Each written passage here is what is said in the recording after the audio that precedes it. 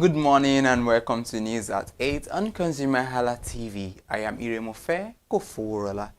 Here are the news stories making rounds across the globe and around Nigeria. The federal government of Nigeria has exceeded its budget allocation for debt repayment by nearly 2 trillion naira during the first 9 months of the year 2025. Data released by the Budget Office of the Federation revealed that total debt-related payments escalated to 12.63 trillion naira between January and September. This figure stands in sharp contrast to the prorated budget provision of 10.74 trillion naira, representing a significant fiscal overrun of 17.65%. This financial pressure was primarily driven by domestic and foreign debt servicing obligations, which heavily constrained the financial position of the nation. A detailed breakdown from the report indicates that domestic debt service alone consumed 2.623 trillion naira, outstripping its initial allocation by over 832 billion naira. Concurrently, foreign debt servicing escalated to 6.3 trillion naira, which surpassed its projected budgetary provision by 1.24 trillion naira. The implication of this development is that 67.2% of the retained revenue of the federal government was swallowed up by debt service obligations during this 9-month window. This critical revenue shortfall means that for every 100 naira generated by the Federation, approximately 67 naira was automatically diverted to credit management. This left a major 33 naira to cover essential national responsibilities such as public sector salaries, overhead costs, and capital projects. Compounding the fiscal dilemma, the total aggregate revenue of the government underperformed against its core budgetary projections by over 12 trillion naira.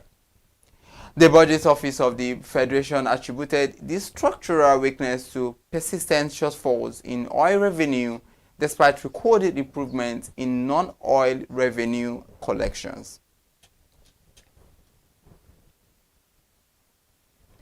Still on the news this morning, the federal government of Nigeria has officially presented the African Quality Mark certification to 131 domestic companies to cover 220 locally manufactured products. This regulatory milestone is designed to elevate the competitiveness of Nigerian commodities across the continent under the operational framework of the African Continental Free Trade Area. The certification, widely known as the ARSO Dual Mark, was presented to deserving corporate entities during a dedicated ceremony in Abuja. The Minister of Industry, Trade and Investment, Jumoke Oduwole, stated that the certification reflects the expanding capacity of Nigerian manufacturers to align with rigorous international and continental business baselines. In a speech delivered by the Permanent Secretary of the Ministry, Chris Usokunu, the minister described the mark as a vital emblem of trust and quality. The initiative is expected to enhance product visibility, bolster consumer confidence, and unlock expansive market channels for local businesses. According to the leadership of the ministry, the administration of President Bola Tinubu remains steadfastly committed to supporting industrial expansion, export diversification, and local value addition. The minister emphasized that as the Continental Free Trade Agreement gathers momentum, West African businesses must position themselves effectively to leverage the emerging single market. The strategy is geared toward moving beyond fragmented regional trade blocks to establish a highly integrated and competitive economic space.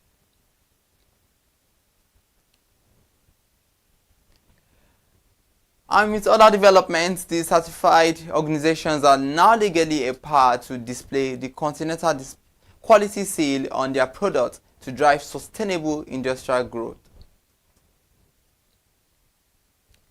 In another development, the government of Israel has pledged to deepen its technological collaboration with Nigeria in the field of artificial intelligence to catalyze job creation and digital entrepreneurship. The ambassador of Israel to Nigeria, Michael Freeman, formalized this commitment during the closing ceremony of an intensive innovation boot camp held in Abuja. The bilateral program was specifically structured to equip more young Nigerian innovators, startup founders, and academic researchers with advanced skills in building AI-enabled enterprises. Ambassador Freeman explained that the state of Israel is currently executing a comprehensive national strategy to secure a position as a global leader in artificial intelligence. He affirmed that his country is enthusiastic about transferring critical technical expertise to Nigeria through the Innovate 8 Hub and other institutional frameworks. The envoy emphasized that the newly established collaboration represents the beginning of a long-term strategic partnership that will extend beyond existing youth empowerment programs. Addressing prevailing global anxieties regarding automation, the diplomat dismissed the misconception that artificial intelligence would inherently diminish employment opportunities for the youth. He argued that technology should instead be used as an efficient mechanism for business optimization and corporate expansion. Freeman further remarked that an increased adoption of these tools would ensure that a distinct Nigerian and African voice is represented in global technology development. The management of the Innovate Hub expressed gratitude for the diplomatic support, noting that the partnership would provide critical infrastructure for local tech talent. The collaborative framework is expected to facilitate exchange programs, technical mentorship, and venture capitalization for emerging Nigerian tech firms. Industry observers believe that this partnership will significantly accelerate the digital economy and goals for the federal administration by transforming abstract conceptualizations into scalable economic solutions. The Nigerian Electricity Regulatory Commission has directed electricity distribution companies to compensate Band A customers affected by persistent power supply disruptions. The regulatory order follows severe generation constraints on the national grid that occurred between February and March 2026. According to an official public notice issued by the Commission, the systemic shortfalls prevented utility firms from delivering the minimum guaranteed daily electricity hours to premium consumer clusters. The regulatory agency promulgated Directive Number NERC/2026/002 to establish a standardized framework for restitution. NERC clarified that while the underlying supply challenges stemmed from gas shortages and infrastructure vandalism, the financial rights of consumers must be protected. The intervention targets specific feeders where electricity distribution companies fail to meet their operational obligations due to factors largely outside their immediate managerial control. Under the provisions of the new directive, customers on affected Band A lines who received between 18 and 20 hours of supply will be compensated under existing guidelines. Furthermore, the regulator introduced special financial remedies for premium consumers who experienced less than 18 hours of daily power supply during the period. The Commission categorically stated that affected electricity feeders will not suffer a service downgrade during this specific corrective window. The enforcement notice stipulates that eligible non-maximum demand customers will receive a credit adjustment equivalent to 20% of their energy cap. NALC has instructed all distribution companies to systematically apply these compensatory credits to the billing platforms of affected users.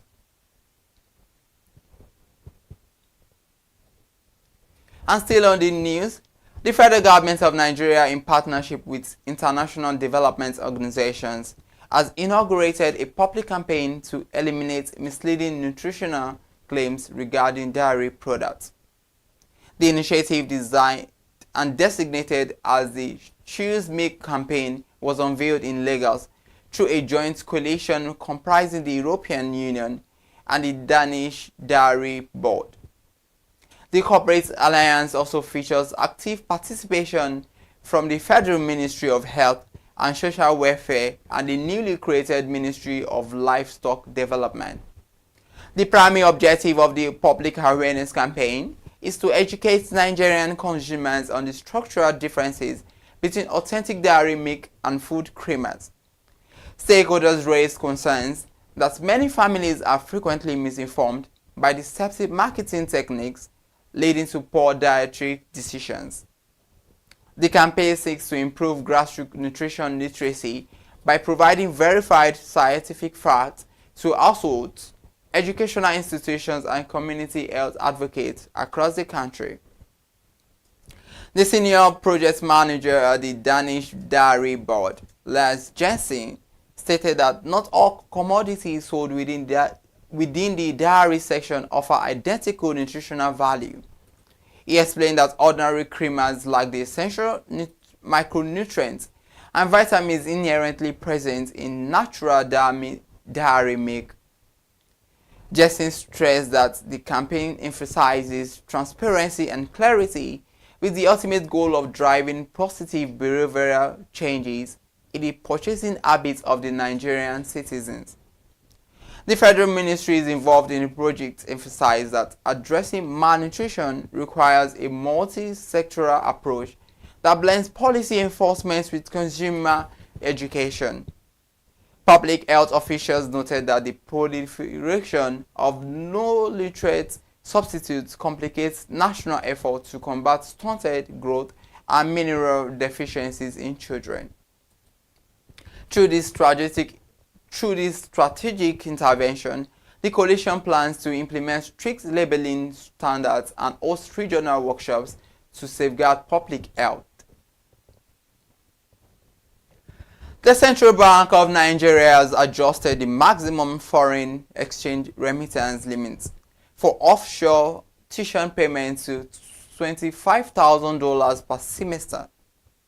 This regulatory update represents a significant upward review from the previous financial ceiling, which was fixed at the $15,000.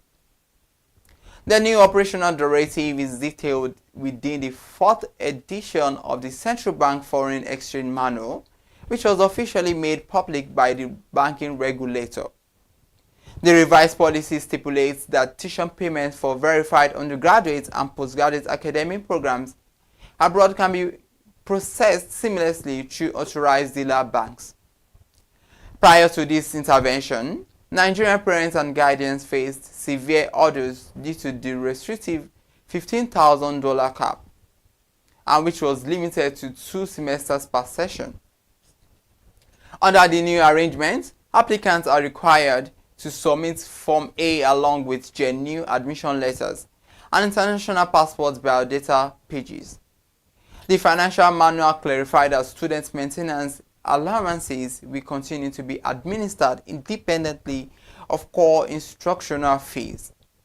And where maintenance costs are billed separately from tuition, the central bank has capped such remittances as $15,000 per quarter. The Apex Bank, however, maintained that basic educational foundations, including nursery, primary, and secondary school programs, remain entirely ineligible for official foreign exchange interventions. Now, that has been news at 8, and thank you so much for watching. News at 10 comes up at 10 a.m. Do not forget to subscribe to our channel at ConsumerHalla at different platforms on Facebook, TikTok, X at ConsumerHalla, and on YouTube at ConsumerHallaTV. I am Iremufe Koforola. Thank you for watching.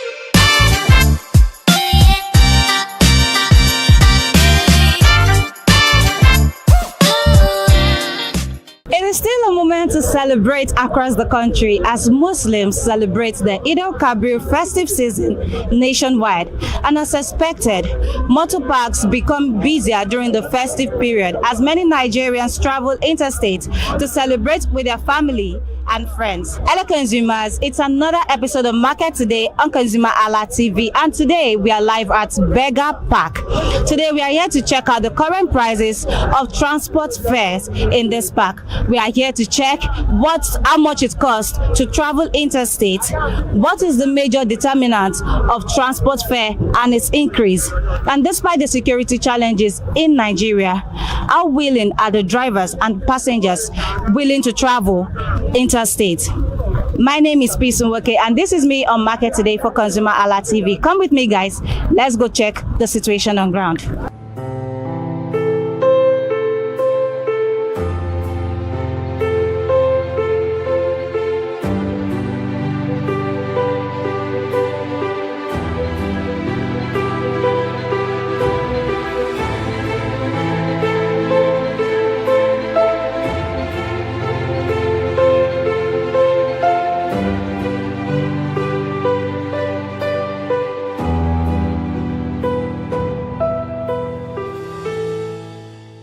Good morning, sir. You're welcome. How are you today? Fine. All right, sir. Can you tell me your name? My name is Olatunde, Comrade Olatunde Okelola. Okay, Comrade Olatunde. Are you a driver here in this park? I'm a union officer. Okay.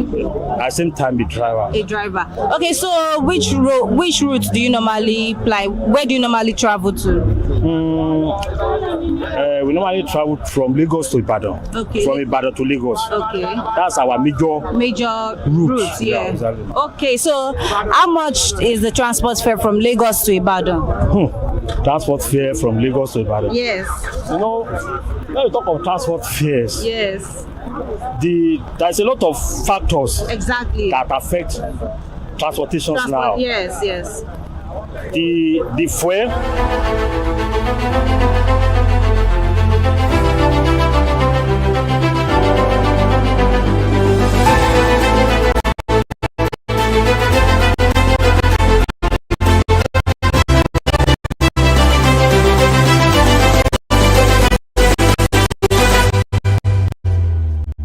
On June 1, 2026, Dangote Refinery announced say fuel price for their depot go reduced to 1,250 naira, and that was from 1,275 naira. And today we dey on the streets of Lagos State to ask Nigerians and drivers and transporters say since Dangote don announce this news, is there any effect wey be say filling station, their pump price e don change. You wan know today, wan find out today if the price of petrol wey dey buy, if e don reduce or na still the same amount, or even if e dey go up.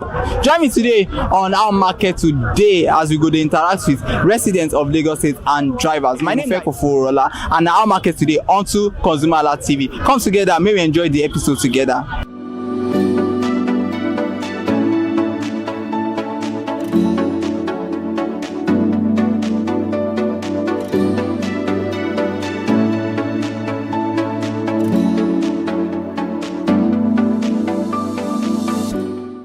Good morning, sir. How you dey today?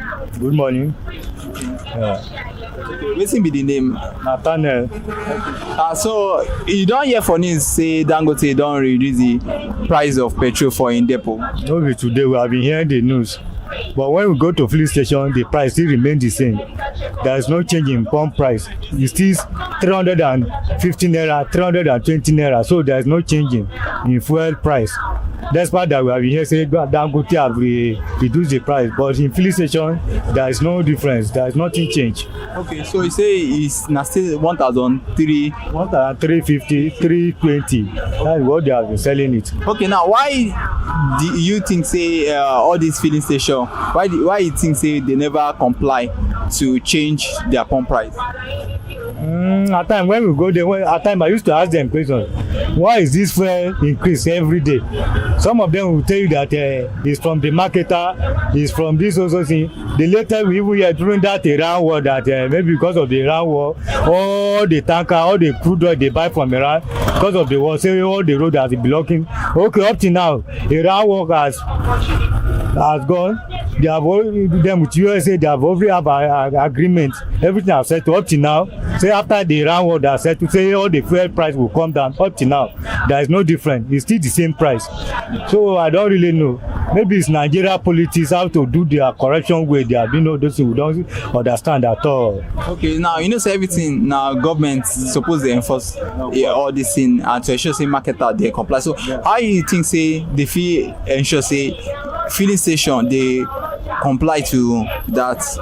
Government need to have some people like task force that will all go by day in filling station and be monitor what they are doing right there, so that they will know if it's 1,000 naira they want to sell it or 1,000 so amount, so that any filling station that sell beyond that what government has put down, that filling station should be get arrested or lock the filling station, so that the rest of that filling station will see it and they will abide by what government want to sell the fuel. That is what me I see on my own opinions. Okay, now as a transporter, how this thing they affect your business? It affects seriously. Before I used to buy fuel of 4,000 naira, 5,000 naira the whole day. Now I'm buy fuel 13,000-14,000 naira a day, the whole day. So see the big gap. So and it's even affecting the passenger that I'm carrying. For them to pay 300, 400 naira, they are not finding it easy to pay because they will tell you that their salary have not been increased. Why is the transport have been increased? All this kind of thing, all this nonsense. It even make my work. Normally I used to work very but now because of that, some passenger they will take instead of enter keke because they will tell you that they don't have money to enter keke. So government have to do something about this because it's getting worse every day by day. No money. So lastly, I want to ask you now, even if all these filling station, if they comply, may they bring the price down, yes, you think say as transporter, yes, you go reduce the price? Yes, because you know say for Nigeria, anything will go up, you know they come down, now so we dey see them. It will come down because passenger know when would they carry like Halle before 100 naira or maybe 200, they know how much would they buy for there. Then we used to buy for 700, 800, but now guys, so but now times 2 of what we are buy for some passenger, when you explain to them they will understand. But when the price of fuel definitely come down, the price of the way we are carry passenger will definitely come down. That is the fact. That is just it. Thank you so much. Thank you.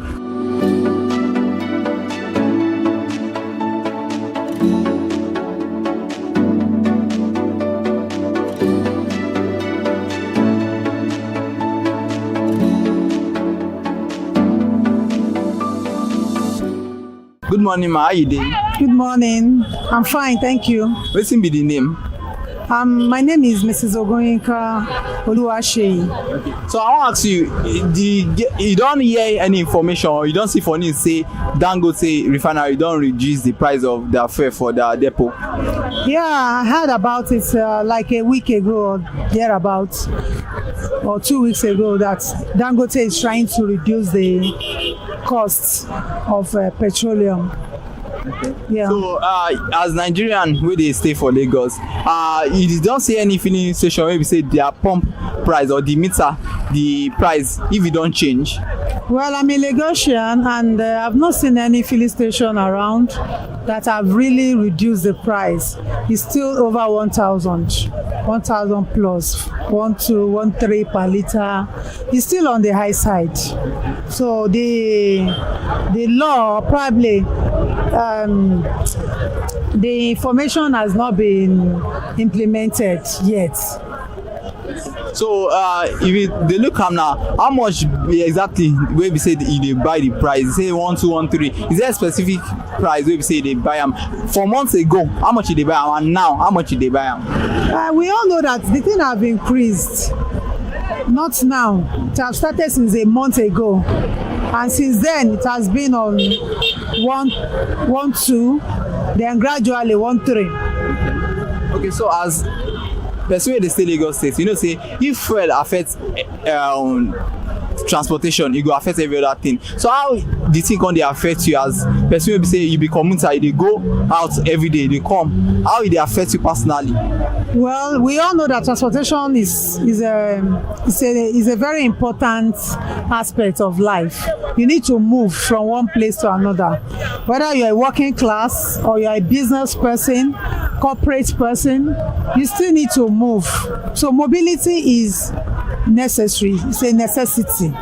And it has affected millions of Nigerians because we cannot move the way we should move anymore. And you don't even go out like before.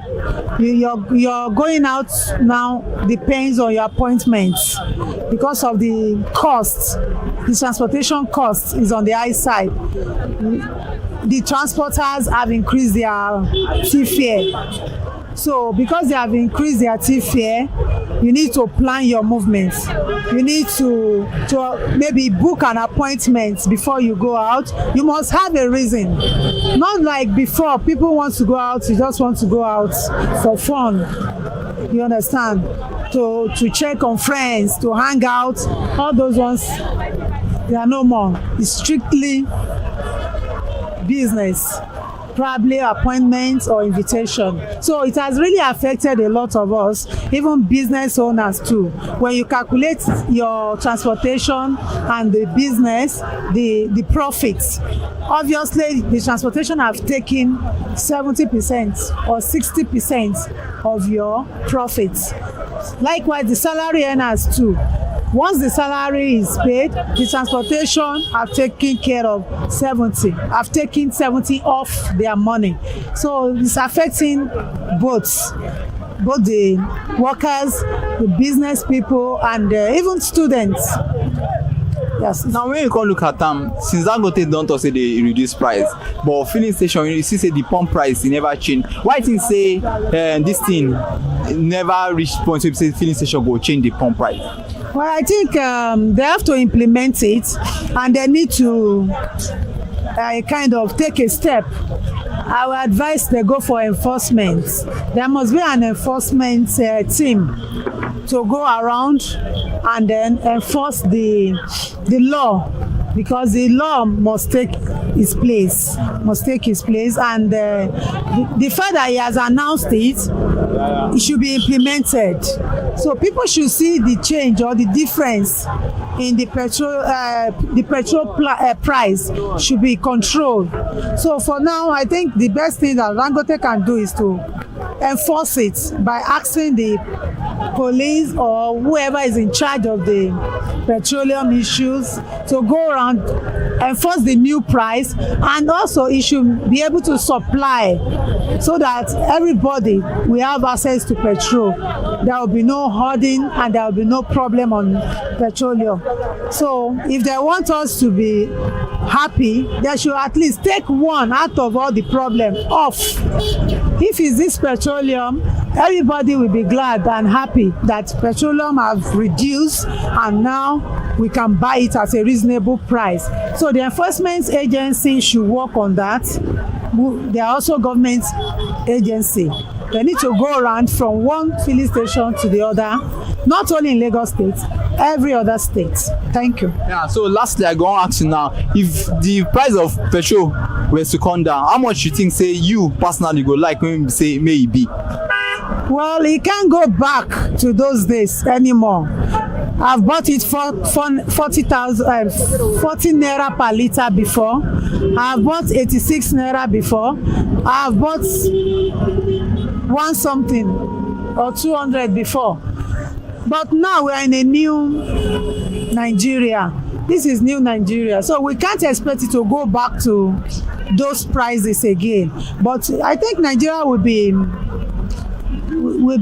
maybe a kind of happy if it can go down to 500 per liter, at least for now, so that everybody can have access and the business can, take off and profits can come in, and the people working class too, they are buying things, and the petroleum price is affecting the goods that is being bought. So if you are not a business person, you will still need to buy some things. And once the petroleum is reduced, the prices of items, both food items and other items, will be reduced. So we will appreciate it if you can go back to 500 per liter. Clock it. Thank you so much for your time. Thank you.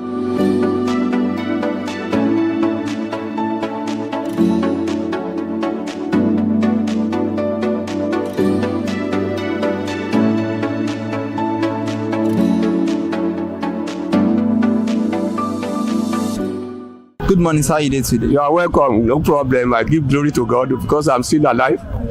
Wetin be the name, sir, and wetin you dey? My name is Reverend Ogundari.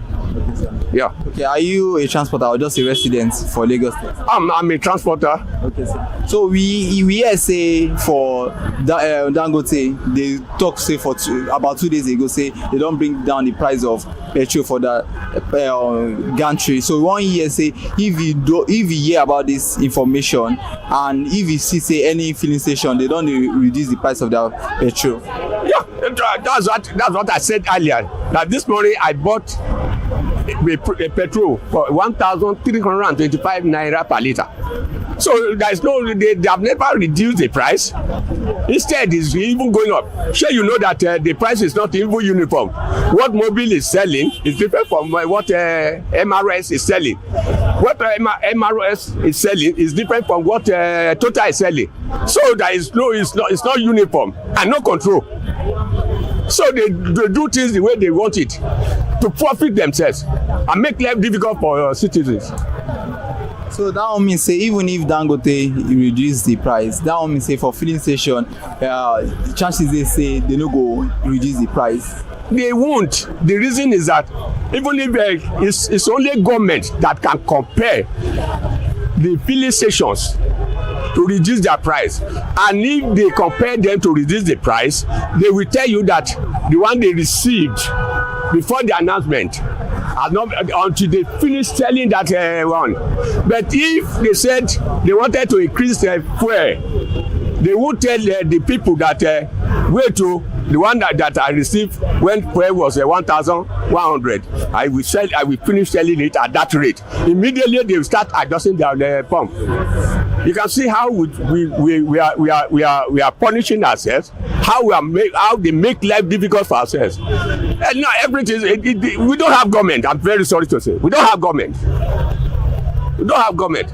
Let me tell you something about this fuel issue. When I think is it Buhari or Abacha, they reduce fuel price.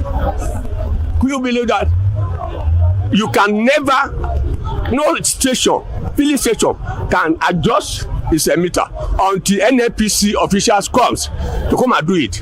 But now they do it on their own. So because of selfishness and greediness. So where are we heading to? Okay, you mentioned say they buy petrol for 1,325. Share na the same amount wey they buy months back with that, like 2 months ago. How much they buy 2 months ago and compared to now? It's still the same price. There is no reduction. There is no changes. There's no changes. Although that I live at Ibadan area, there are private filling stations. They sell 1,310 naira per liter. There are some that sell 1,320 per liter. So you understand? Because they are trying to make to bring in customers. So you understand? Okay, let's assume that you have a station now and you are selling your fuel for 1,250, and he himself is selling for 1,200. I will come to him rather than you. So that's the situation of that. But it's the fault of the government. If government compare that fuel, the price of fuel should not more than so amount of money. During the time of Buhari and Ide Agbon, who born a monkey, once they promulgated a law, it becomes law. And if you cannot compare with it, agree with it, it's left for you. So as a transporter now, you know, say fuel, they determine the price of everything. Yeah. How income they affect your own business as a transporter? Seriously, since morning I got here 4:30. I've never carried passenger. Unlike before, you can't meet anybody here. People think before they go out. Even private motorists, they park their car at home, join public transport. How much are they paying them? You have a car, you buy 50,000 naira fuel every day. How much is the salary? So it affects everything. Transporters, even we are working for fuel. Because if I buy 50,000 naira fuel now from my place down here, going back by tomorrow, it may not bring me down here. As I said earlier, like when I bought this car, a liter of how much? 5,000 naira will fill my tank. But 70,000 naira now cannot fill my tank. The same Nigeria. So where are we heading to? So you think, say, for coming weeks now, since Dangote refinery, since they don't announce, say they don't reduce their price of petrol, do you think in coming weeks, the chances they say all these filling stations they go comply? They not all of it, unless government intervene. They are very happy with the situation. I mean the filling stations, they are very happy with the situations. So unless if government intervene and compare them that this is the price I want filling stations to be selling fuel. Even if Dangote said they should be selling for 1,100 or 800. I mean, it's just talk its own. Can he go to filling stations and be asking them how much are you selling, this and that? You will just hear it from television, radio, and newspapers, but they won't implement what he said. So I want to ask now, because you know, say many time for Nigeria, people know say if the price of anything go up before it come down, you know they even happen. If to say today all these filling stations they comply, say maybe they reduce the price of the petrol where they say, you think say as transporter, it possible say you go reduce the price of motor too? The passengers, of course. If like I said, I bought a fuel this morning for 1,325, and tomorrow or next week they said it's 1,100 or even 1,200. When it was 1,325 naira, I carried Jibo for 7,000. Now there is no way I won't reduce it to about 5,000 or 5,500. Because I myself, I would like to make profit, and it's what I do that I will get money to maintain the car. to feed my family. I don't have any other source than that. So there are some things that this thing has affected. And you know, Nigerians, we are very wicked to ourselves. So that the price, even if they say 800 naira per litre today, there are some items that the price will never come down again. This is Nigeria. The price will never come down again. Like even the foodstuffs, because people bringing food from outside. What do they plant for here in Lagos? They bring food from outside, from other states, and the transporters. The items is being increased. Why? Because of what the transporters are paying to bring the food items to Lagos. Then the sellers also. I mean, how do we do it? As I said, we don't have government as at now. Because it's okay, look at it. There was a country, I don't remember the country again. A loaf of bread, they increased a loaf of bread, and the people of that country, they went out. They won't agree. They won't agree. They have to reverse it. But we have used to, like fellas record, suffering and smiling. Even if they say this phone today, okay, I bought this phone about 2 years ago for 200,000. How much? I mean, China phone will not this thing. Is it not because of them? So the issue is that there are some items that can never go down, even if a fuel is selling for 800 naira per litre, because of our greediness and selfishness. Thank you very much, sir. God will bless you. Thank you very much.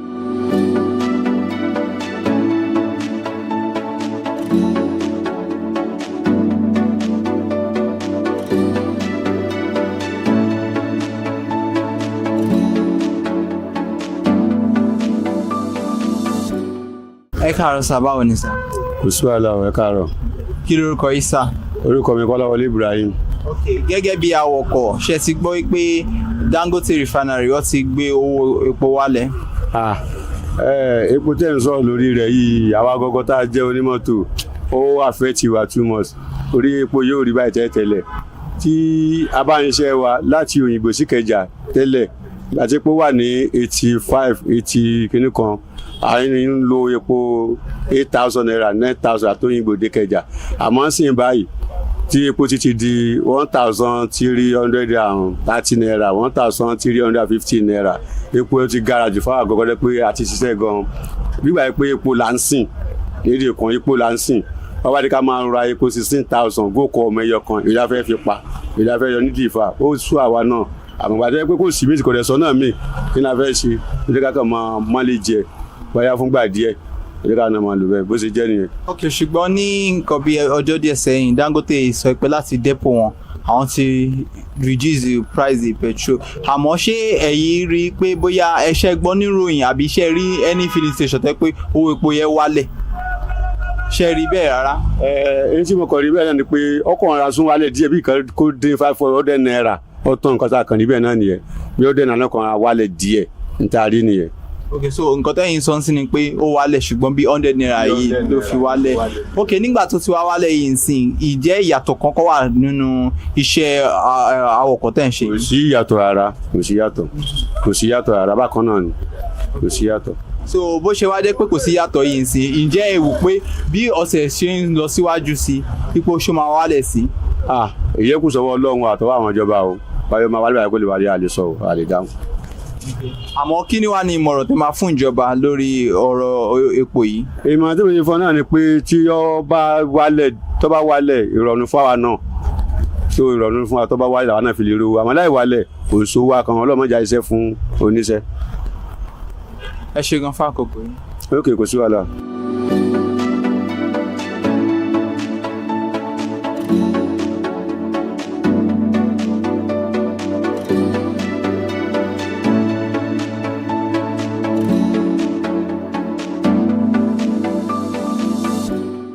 Má My country people, thank you say you never tune away, and you don't hear from both passengers and drivers for this Nigeria, and they don't tell us say many filling stations, they know the pump price never change, they know they comply, and they believe say serious enforcement need to be in place for all filling stations to comply and ensure say na the same price then go dey sell fair. And everything you go dey look today for our markets today, I believe say you don learn one or two things, and also the next episode we go another market and bring you interesting and exciting thing to look and talk about. My name is Feko Forola. Thank you for watching, and if you never subscribe to our channel, an opportunity for you, may this so. See you until the next episode. Bye.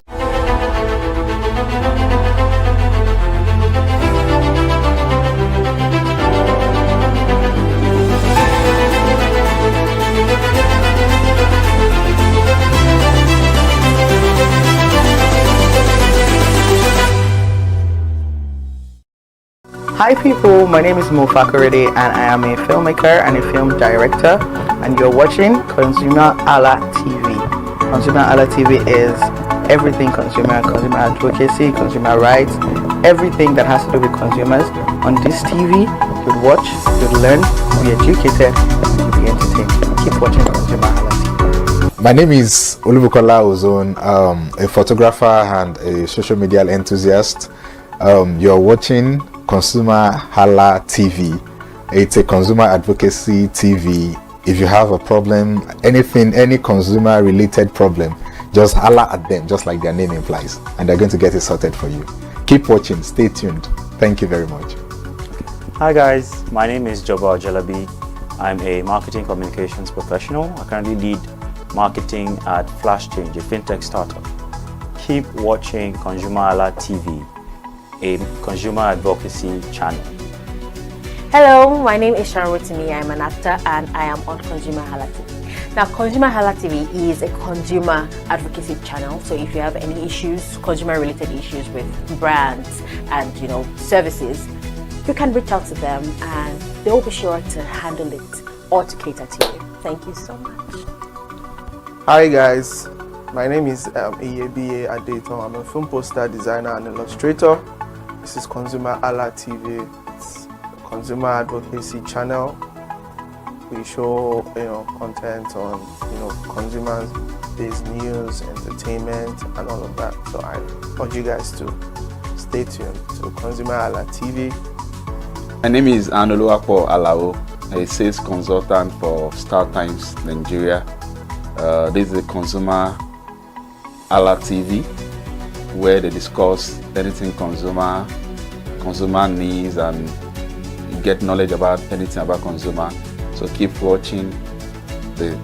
Hi, my name is Adebola Ogushino. I'm a filmmaker and you're watching ConsumerHalla TV. Any consumer related issues, they've got you. Hi, my name is Stephen Olorunshisi. I'm a strategy and sales professional currently working with Obey, and you're watching ConsumerHalla TV. I mean, this is one of the channels that you don't want to but stay on. Consumer advocacy, brand promotion, everything consumer, what you need to learn for your business to grow. This is a channel where you learn, where you experience entertainment too, but it's good for businesses, for brands, and for an entrepreneur. If you want to know more about businesses, want to know more about brands, please stay watching. Alright, thank you so much, ConsumerHalla TV. Keep watching. Hello, good day. My name is Tunde Balogun. I'm the lead pastor at the Kingsborough Church in London. And you're watching ConsumerHalla TV, which is a new initiation into the TV industry in Nigeria, the first of its kind in Nigeria. And I know that it's going to bring value and quality into the service industry. ConsumerHalla TV is here to offer value to service industry and to give a voice to consumers, bring awareness to the brand industry, and also bring education to what it is to have quality for what you paid for. I know that through ConsumerHalla TV, you are going to be able to get what you have paid for quality-wise and also give a voice to you in wherever it is that you do. I am here to support and give a shout out to say that keep watching ConsumerHalla TV and we'll have a better quality for value in Nigeria and in the global space.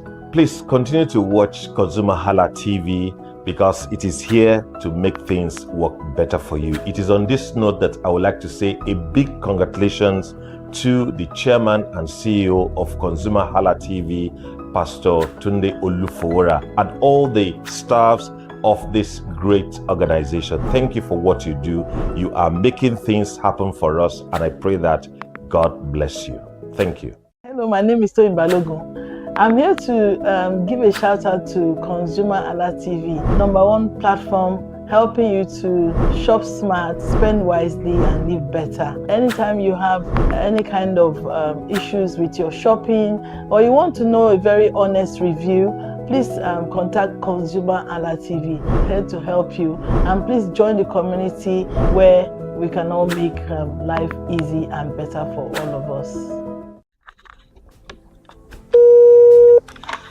Hello consumers, you have the right to be heard, absolutely. So join us on the conversation, share your brand experience, where you tell us all your experiences about brand on the outer world via our YouTube channel every Wednesday from the hour of 4:20 to 5:20.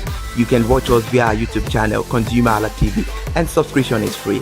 Follow us on all our social media platforms, ConsumerHalla TV. Share your brand experience. It's about storytelling. It's about experiencing.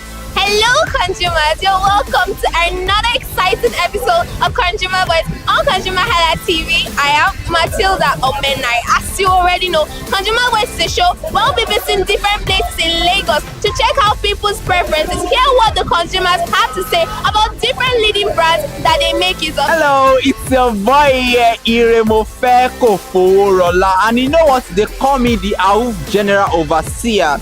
Every day is a blessing and it is meant to be enjoyed maximally with AWUF packages that put a smile on our faces.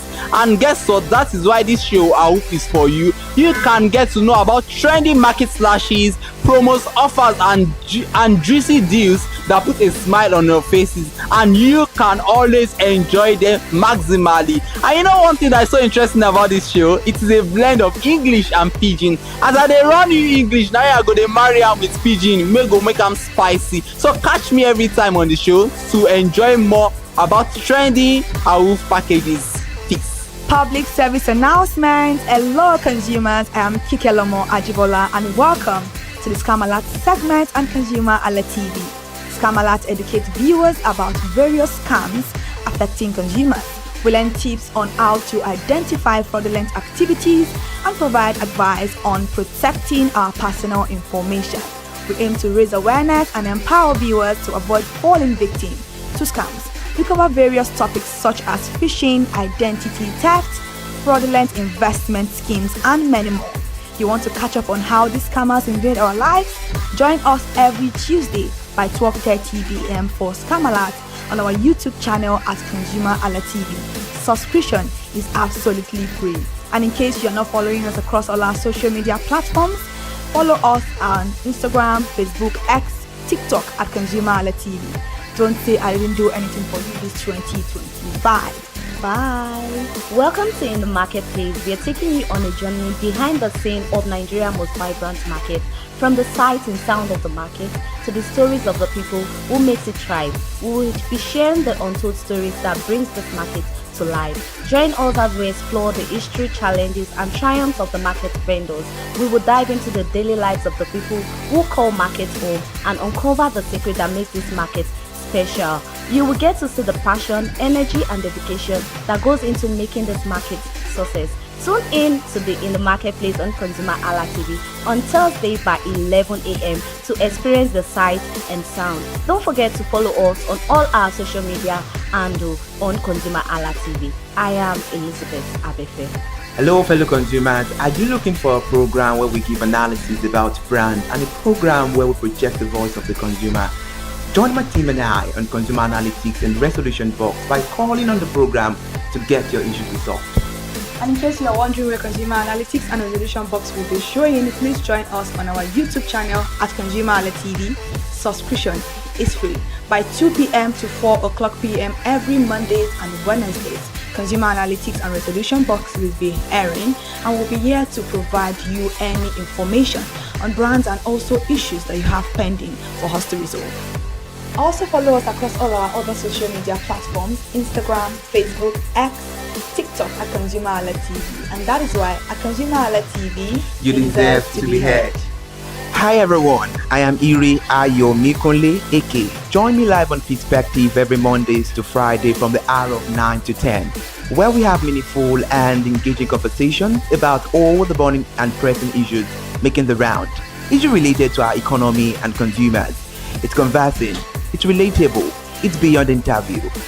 We have expert analysts who gives updated analysis about all aspects of a conversation. Join the moving train by subscribing to our YouTube channel, ConsumerHalla TV, and do well to follow us on all our social media platforms, ConsumerHalla TV. Stay informed. Thank you. I am Matilda Omenai. As you already know, Market Today is the show where we visit different markets across Nigeria, Lagos, to check out the prices of different things, ranging from household items to foodstuffs to cosmetics, electronics, every other thing. In a world of hustle and bustle, entertainment keeps us alive, and that is why at ConsumerHalla TV, we ensure you enjoy all around 360-degree entertainment program. Screen Time is the show for you, where you enjoy top 5 countdown, celebrity of the week, exclusive interview, and other segments. Don't mind if it's just a jealous person. Oh, It's new movie release, update, and screen time. I'm going to enjoy myself because this is my favorite time on the program. I get to recommend good movie for you, and I'm also waiting for you to recommend movies to me also in the comment section. Screen time is not just all about entertainment, it is relaxing and also educational. So that is why we are bringing to you Screen Time on ConsumerHalla TV. And in case you're wondering where to join us every Mondays by 5 o'clock p.m. at ConsumerHalla TV on our YouTube channel. Subscription is very, very free. And in case you have not followed us across all our social media platforms, please do so. We are begging you, on Instagram, Facebook, Twitter, and also TikTok at ConsumerHalla TV. What are you waiting for? Click on that follow and subscribe right now. And from the I to the R to the E to the M to the F to the E, my name is Iremofe Koforola, the man always clothed in wealth and strength. And I am Kikelomo Ajibola. Ta-da!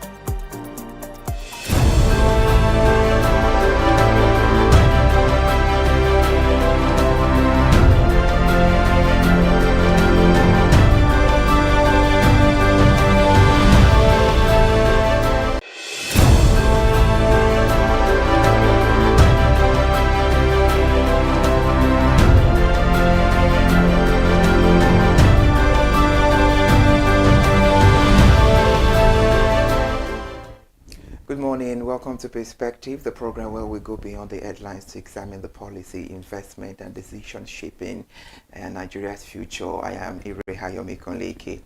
All right, good morning. Welcome to Perspectives this morning once again on ConsumerHalla TV. I am Kikelomo Ajibola. And today we turn our attention to Nigeria's solid mineral sector following the signing of a new mining cooperation agreement between Nigeria and the Republic of Turkey.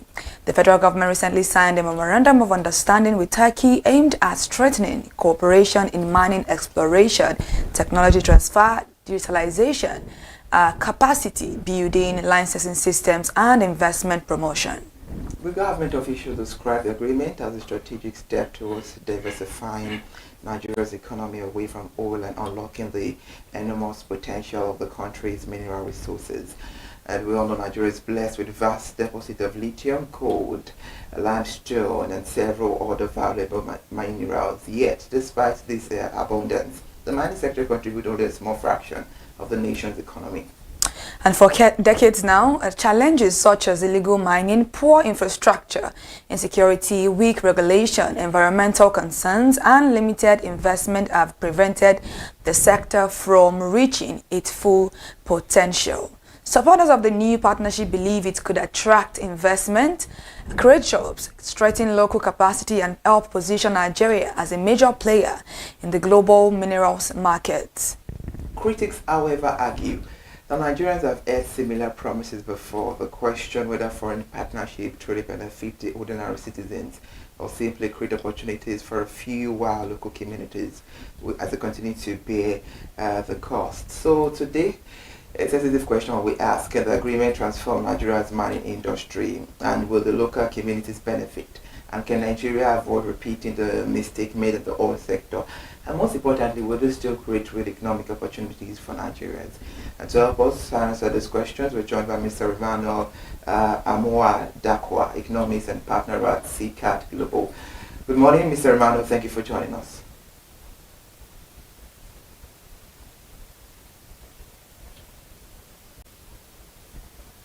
Mr. Emmanuel. Okay, all right, let's go take a short break. We'll be right back.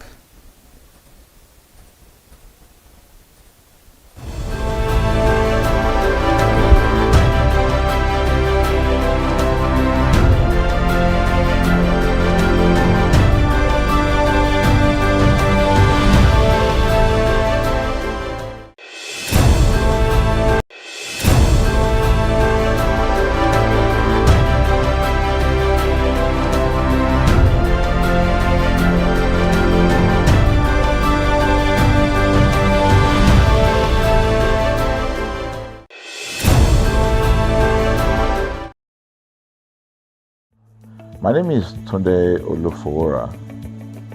I'm the CEO of Brand Communications. We are we call the publisher or the owner of the new initiative called ConsumerHallaTV. ConsumerHallaTV is actually Nigeria's first consumer-centered, or call it consumer-centric television platform that aims to bring voice to the over 220 million Nigerians. It was a vision that came to my heart about 10 years ago. I remember that I was traveling. I traveled out of the country, on airline. And I had this unpleasant experience. It was a trip to an African country from Nigeria, and I actually went with a local flight from Nigeria. I wouldn't want to mention the name of the airline. And then it was to South Africa, and we landed in South Africa. And let me just paraphrase it. When I was coming back, I had some money, some dollars, and that someone had given to me hand over to another person in Nigeria. So I wanted to help out. I didn't want to carry the cash on myself. So for whatever reason, I opted to. I had a small case, and I felt that it was safer for me to put the money in my luggage. So I put it in a safe place in my luggage, got everything intact, and I checked in my luggage. My arrival in Nigeria, I was standing and was waiting about the carousel just so that I could pick up my luggage, and then I was there for 1 hour and waiting for my luggage. I didn't know that my luggage already arrived, and it was one of the luggage that was moving around on the carousel. So after about 1 hour wait, I looked to my left and my right. Almost everybody had gone. I think there were just about 2 or 3 left. So I beckoned on the woman that was on my side, and I noticed she was really in tears. Madam, what happened? She said, her bag has just been torn and a lot of things stolen.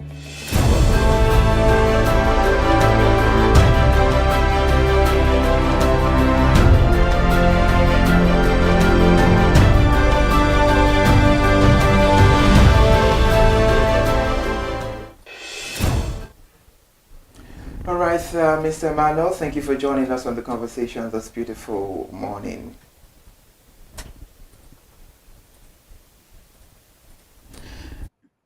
All right, let's begin the conversation. Every few years, Nigerians hear about a new international agreement promising investment, jobs, and economic transformation. Why should Nigeria believe this stocky mining deal will be different from previous agreements that produced little visible impact? I hope so. At this level, we've not seen the details of the agreement for us to make very informed judgment of the merit of the agreement. But once a cooperation agreement has been signed, we hope that it will lead to more deals that will come out of this deal. But more importantly, it's about turning the hopes of the people.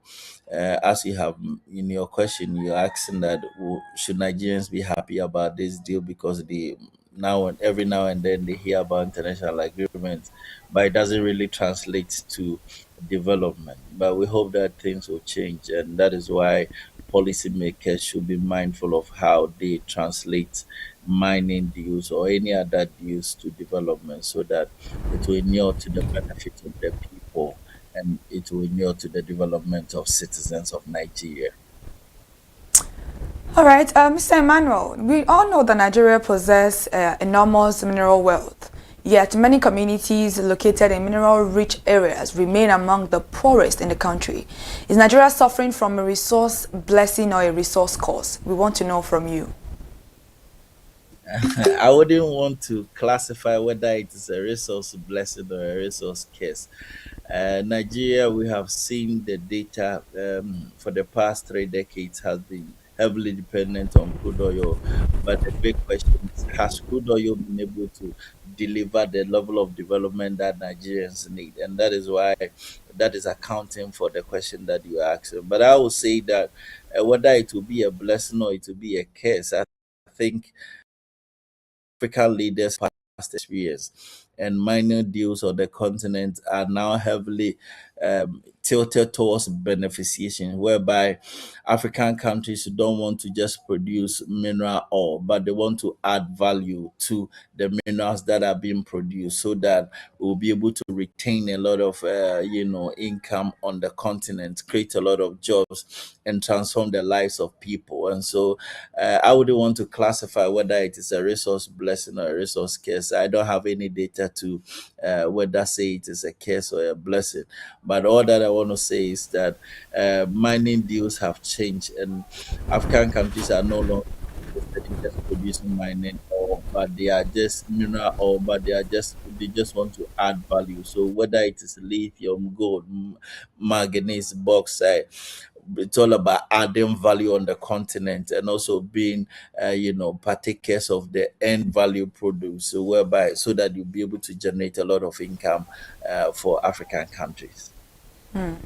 Let me pick up your word, the lines where you said the mining deals has changed, and about that, the government officials described this agreement between the both countries as part of Nigeria's diversification strategy, the reality. However, is it that Nigeria has been discussing the diversification for decades while remaining heavily dependent on oil, and is it a partnership a genuine turning point or another policy aspiration? Yes, if you look at mining as a percentage to GDP in Nigeria, it's just about 1%. But there are huge mineral deposits in Nigeria, both for traditional mineral and also for critical mineral. And so let's see whether there's going to be a game changer for the real diversification to happen in Nigeria. Over the past three decades, as I have mentioned, Nigeria has been heavily dependent on crude oil as the main export commodity and also as the main generator of export revenue. And we also know the consequences of relying on just a few commodities. Unfortunately, African countries are price takers. We do not determine the price of how crude oil or gold or cocoa should be sold on the international market. It's all about the demand and supply and the what happens on the international market that determines the prices of these commodities. And so, as a country, we should be able to aim at diversification, whereby you don't only rely on a few commodities because once there are external shocks, it affects your currency, it affects your export revenue, it affects your GDP and all that. And so let's see whether there's going to be a game changer. As I have mentioned, mining contribution to Nigeria's GDP is just about 1%, but the country has a huge potential to increase mining's contribution to GDP and also use mining to transform the lives of ordinary Nigerians.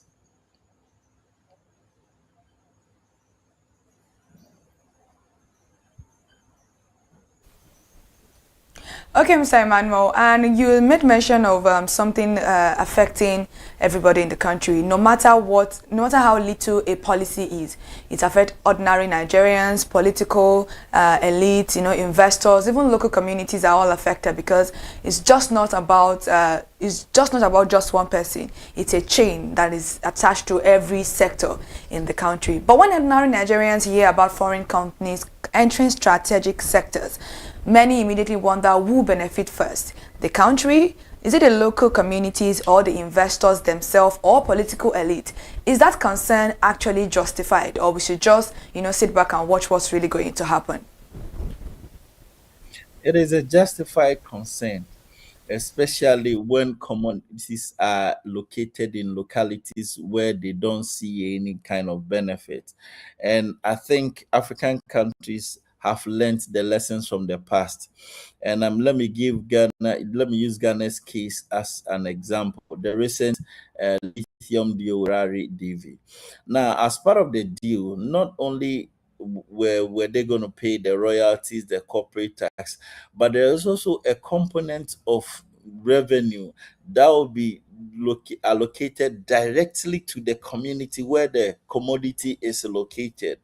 And so I think going forward, Nigerians can learn this example whereby beyond royalties, beyond corporate tax, beyond the other flamboyant, revenues that will be coming to the central banks, local communities should be factored in the deal, whereby a percentage of revenue generated will directly into investing in the local community to build their roads, to build schools, hospitals, and all the social amenities so that local communities and more importantly to create jobs for local the local people, whether skilled job or unskilled job. This can be factored in the deal. So specifically labor, the trained from the locality to in certain skills, whether it is welding, whether it's mining, engineering, whatever the value chain will be, so that local communities can benefit from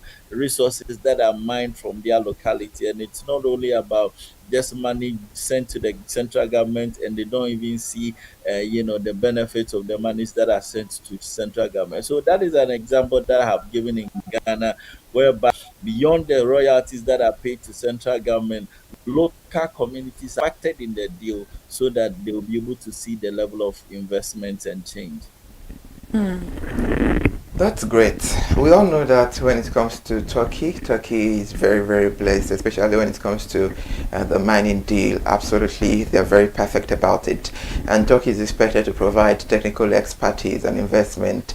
So, looking at similar partnership across Africa, do foreign investors typically transfer the knowledge and build local capacity, or do they mostly extract resources and profit? It's all about how the deal is structured. And so let me go back to the point I made. Now, in structuring a mine, there should be a local content clause with the deal. And so, for example, we are talking about mining. If it is gold mining, we should be able to factor in local content. What service can be produced by local companies? In terms of labor, percentage of labor that is local as compared to international, labor. Those things, fine details should be factored in mining deals so that it doesn't just have to be mining and exporting the raw or and at the end of the day, these local communities and the country does not benefit from local content or local beneficiation. Seeing from the data that a lot of companies or previous mining deals did not really factor in local content in those deals. So I think Nigerian government should be very, active about how we locate or we are deliberate about local content in these individual mining deals so that at the end of the day there is knowledge transfer. Local companies are able to benefit, these mining contracts and mining investment that are coming into Nigeria. And I think this is the way to go, that local companies should be empowered to take active part in this mining industry. Right, Mr. Emmanuel, beyond government statement, what specific outcomes should we Nigerians expect if this agreement succeeds? Specific outcome will see changing the lives of Nigerians. And so, in terms of GDP per capita, once this mining, investment kicks in and able to contribute to GDP, we should be able to see that GDP per capita for Nigerians should increase. And more importantly, those that are located in where the mineral resources are, we should see a lot of drastic investment in those countries in terms of their roads, in terms of education, in terms of their hospitals. We should be able to see tangible and visible events in those localities, because what is the essence of having international mining companies come mine and just take the resources and not feed local communities? And so a successful outcome will mean that as a whole, Nigerians, in terms of mining contribution to GDP, will be able to move up from the 1% to, let's say, 5% in the medium term and maybe 10% long term. But more importantly, GDP per capita and also investment in the local communities where the mining, the mineral deposits are, should be able to those tangible, investment in these communities. That's beautiful. Mr. Emmanuel, you've spoken about, the important factors of this collaboration together. So how important is this agreement in the context of growing the global demand for critical minerals such as lithium, and which are increasingly needed for electric vehicles, batteries, and renewable energy technologies? It's very important because the world is moving from um, fossil fuel to renewable energy. And you see, those medical minerals are very important in investing in, these new technologies that are coming up. As you have mentioned, from transport sector to energy sector, there are critical minerals that are very important for investment. So I think it's right. But more importantly, not only Nigerians, but for African countries, it's all about beneficiation, not only about mining the ore, value on the continent. So for us, if there is a lithium deal in Nigeria, in terms of from producing lithium and the products that can be generated from lithium, whether it is batteries or it has to be, there should be deliberate investment on the continent, that the continent does not only mineral, or we should be able to benefit from the end product, like say producing components of electric vehicles. That is where the real value is. And so globally there is a rush for critical minerals, but there are a lot of deposits on the continent, including Nigeria. But it's not just about mining the ore, but more importantly adding value on the continent, so that African countries and Nigeria can benefit value chain. Let's quickly take this question, Mr. Emmanuel, because one of the biggest concerns surrounding mining is what happens to the host communities. Families often lose farmland, livelihood, and access to natural resources when mining operations begin. How do we ensure development does not come at the expense of local people? Because that is the fear currently going on with people that are surrounding this particular location. That is very true. And so these resources that are located normally farmlands in forest and those kind of resources. But once there is a shift from agriculture to mining, it means that people are going to lose their farmlands.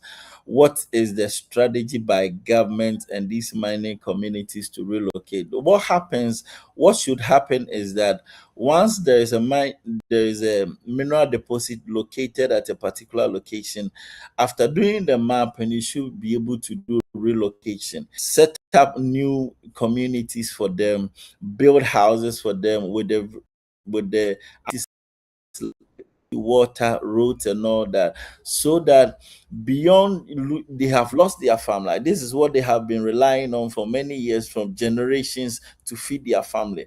And apart from that, be able to let them develop skills that they can also participate in the mining. So as I have mentioned, young people in the community, be able to provide them with skills like welding, like plumbing, so that and even those who are educated in mineral engineering, so that they can actively participate in the new resources that have been found. Because oftentimes when there is a resource that are located in a particular locality and we don't do proper reintegration, it does not really well for the community. And it also boils down to how government will be fair, ensuring that the people in the communities are not shaking. Government should be able to, both at the federal level and at the local level, should be able to make sure that the promises that are made, so that local communities are not shortchanged,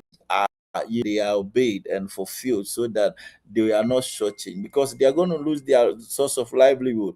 But what happens then? You should be able to make sure that they have proper settlements. That's number one. And more important, them develop skills so that they can actively participate in mining that has been located in nearby. Mr. Emmanuel, your insights are very, very great. Thank you so much. But before we round up the conversation, if this agreement attracts significant investment, what kind of jobs could it realistically create for Nigerians? Are we talking about high-skilled, high-paying jobs, or mostly low-income labor opportunities? Both, whether low-skilled jobs and high-skilled jobs. What has been happening in Ghana, let me use Ghana again as an example. If you come to Ghana's mining industry now, and if you pick the large-scale mining companies, more than 90% of workers are Ghanaians. It means that Ghana was deliberate about investing in local capacity, local labor capacity. So if you go to the likes of Newmont, if you go to Zinjin in Ghana, you will see that majority of the workers, high skilled workers, low skilled workers, they are all Ghanaians. And so Nigerians should be able to replicate the same thing, whereby in terms of now, transfer, technology transfer, it should be factored in the deal so that Nigerians can actively participate not only at the low end but also at the high skill end, of the mining scheme, so that Nigerians can benefit from it. There are a lot of Nigerian universities that can produce the graduates that we need in those mining corporations, and so I think the ball is in the court of Nigerian government to see how best we transition those people who have been trained in the various universities and technical universities into these mining companies, so that not only the low skilled jobs but also the high skilled jobs in the mining industry. Mr. Emmanuel, now illegal mining is a very, very serious issue in Nigeria, and it is causing a lot of damage that we cannot even begin to look at this morning. But the government says over 300 illegal miners have been arrested and more than 150 prosecutions are ongoing. But let me ask this difficult question. Does illegal mining continue because enforcement is weak, or because powerful interests benefit from the status quo? Both. I must say, it's illegal mining. It's not only rampant in Nigeria, it's also a big problem here in Ghana. If you look at the analysis, not only about weak enforcement, but also the powers that be are also illegal mining, and so it's all about being committed to fighting illegal mining, because illegal mining does not help anyone.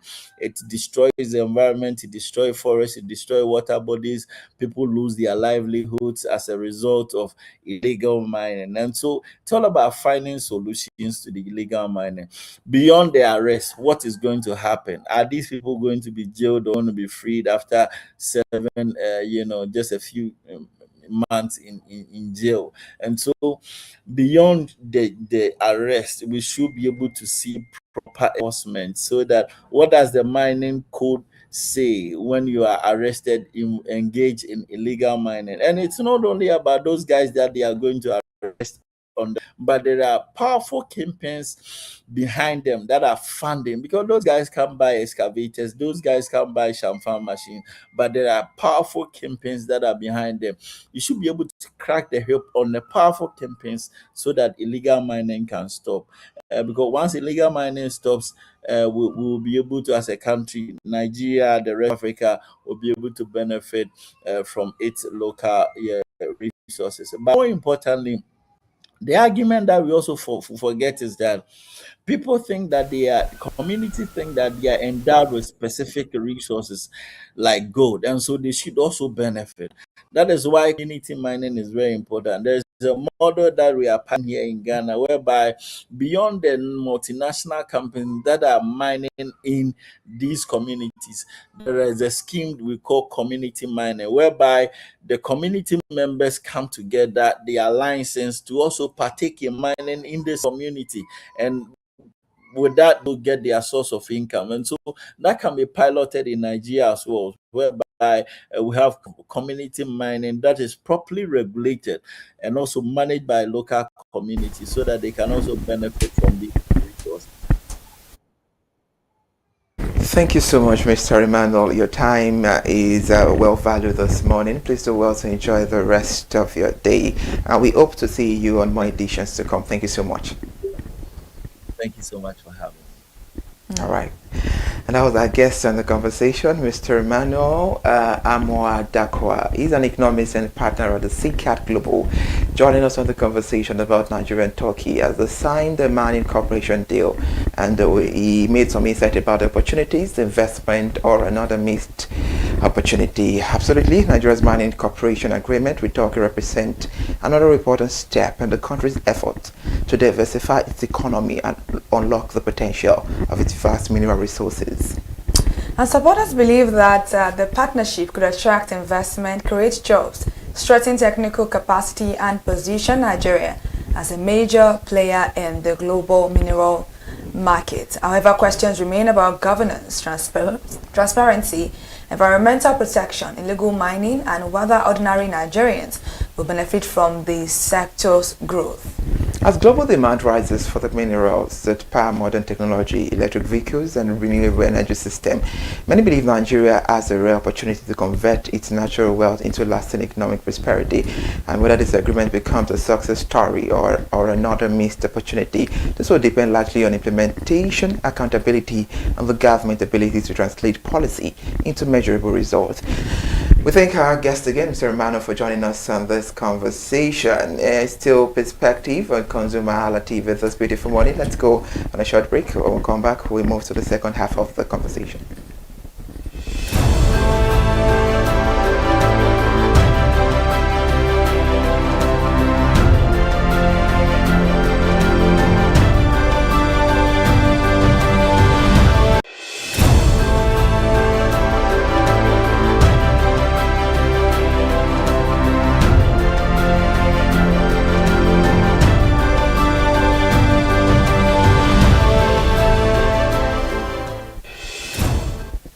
Thank you so much for still staying with us. And we have to talk about the second conversation this morning because there is a whole lot to talk about, and this conversation is very, very sensitive. We're talking about the global cost of conflict, why wars abroad affect Nigerians this beautiful Friday morning, and that is what we're talking about because it's very, very sensitive to talk about this.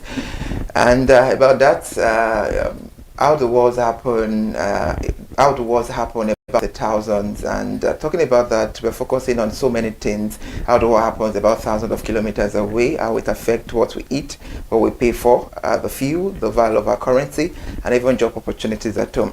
From the Russia-Ukraine conflict to tensions in the Middle East and other global hotspots, the world is experiencing a rise in geopolitical instability. While this event may appear distant, their economic shockwaves are increasingly felt in developing countries like Nigeria. And in recent years, global conflicts have disrupted supply chains, pushed up energy prices, affected food imports, increased inflationary pressure, and influenced foreign exchange markets. Nigeria, as an import-dependent economy with heavy reliance on global oil market, is particularly exposed to these external shocks. So today we ask, are Nigerians paying the hidden price of wars they did not start? And is Nigeria structurally protected or dangerously exposed to global instability? And to help us break this down, we are joined by Mr. Ejike Okpa, Global Affairs Analyst. And it is very, very beautiful to have Mr. Ejike Okpa back again in the studio this morning. Good morning, sir. How are you doing this morning? Hello, good morning.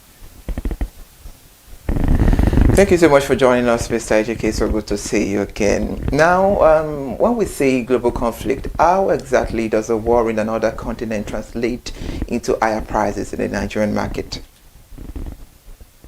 Hey, thank you for having me. And before I answer that question, I was just I was tortured. Okay, I was tortured listening to what the last guest was saying about mining and the economic impact. It's, something Africans don't think about is the cost of money. Okay, so when you have foreign interests coming in to do mining in your country, you don't look at the cost, how much is costing them to come and do it, and then they repatriate their profit immediately the money is made. That is what devalues the economy. Mining is not a significant contributor to any economy. Even if every hole in Ghana is being mined with whatever mineral they have, Ghana will never be a prosperous country. What you need to do is, can you locally finance what you have? So Africans and then jumping up and down, they have this, they have that. There's nothing Africa has any other continent doesn't have. It's just that it is cheap to come and do it in Africa because the African policies are very weak. When you get a few ministers and government people in the room, you could bribe them with $1 million and take away 1 billion. So until African banks or African institutions are able to fund the things they have, as long as the cost of money, which is about return on and return off, are made by the investors, Africa will never benefit. Let every hole in Nigeria, every compound has an oil well, they will never be prosperous. What needs to happen is how many banks in Ghana can lend a mining company $100 million to do something. How many banks in Nigeria can do that? Not very many. So you have to change your policy. And me being a native Nigerian who's not an American, I feel offended when Nigeria has to look up to Ghana for comparison. Ghana should be comparing itself to Nigeria, not Nigeria looking the other way. In a comparative analysis in economics, you don't look to an inferior country. Ghana is an inferior country to Nigeria. And I want to say this to offend Ghanaians and Nigerians who look to Ghana.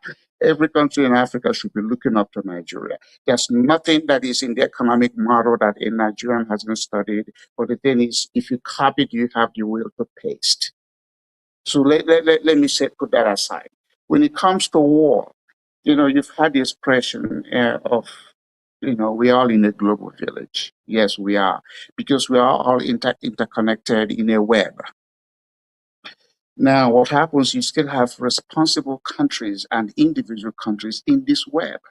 So something that is happening somewhere, the question is how much of that impact will your own local people affect? That's why you have to have a shock absorber to protect yourself.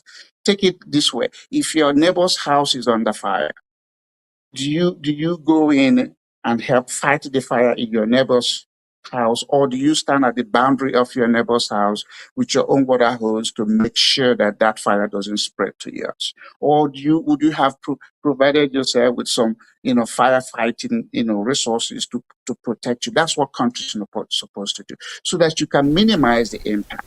So the war in Iran should not be affecting Nigeria so badly that Nigerian government says, oh, look at our food prices are going up.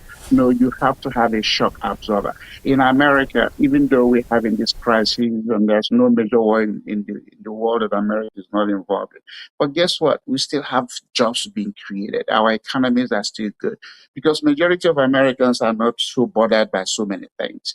Our money, the measure of the value of our currency is based on the ability to borrow money for a long term. And that ability to borrow and the confidence that goes to it is shown in your mortgage rate. So I can go borrow money at 5% for 30 years fixed. Can you do that in Nigeria? Can you go to any bank in Nigeria and say, lend me 1 million naira and let me pay you over 15 years? Heck no. So these are some of the things you can do to shock absorb and protect your own country, so that the impact of external things that you have no control over will have minimal impact on your own native people. The Nigerian government, from military rule to civilian rule, and this is the longest civilian government time in the history of Nigeria, 27 years of doing this. It has the civilian rule has outlasted any military time in any military government in Nigeria. What has Nigerians gotten because of the dividends of democracy? If you had 1 million naira in 1999, when Obasanjo came in, the value of that was almost $12,000. If you're a financial analyst and you do present value, future value, the holding time, which is 27 years, and you push I in your computer to solve for rate of change. And because today, if you had 1 million naira, it is worth about $700.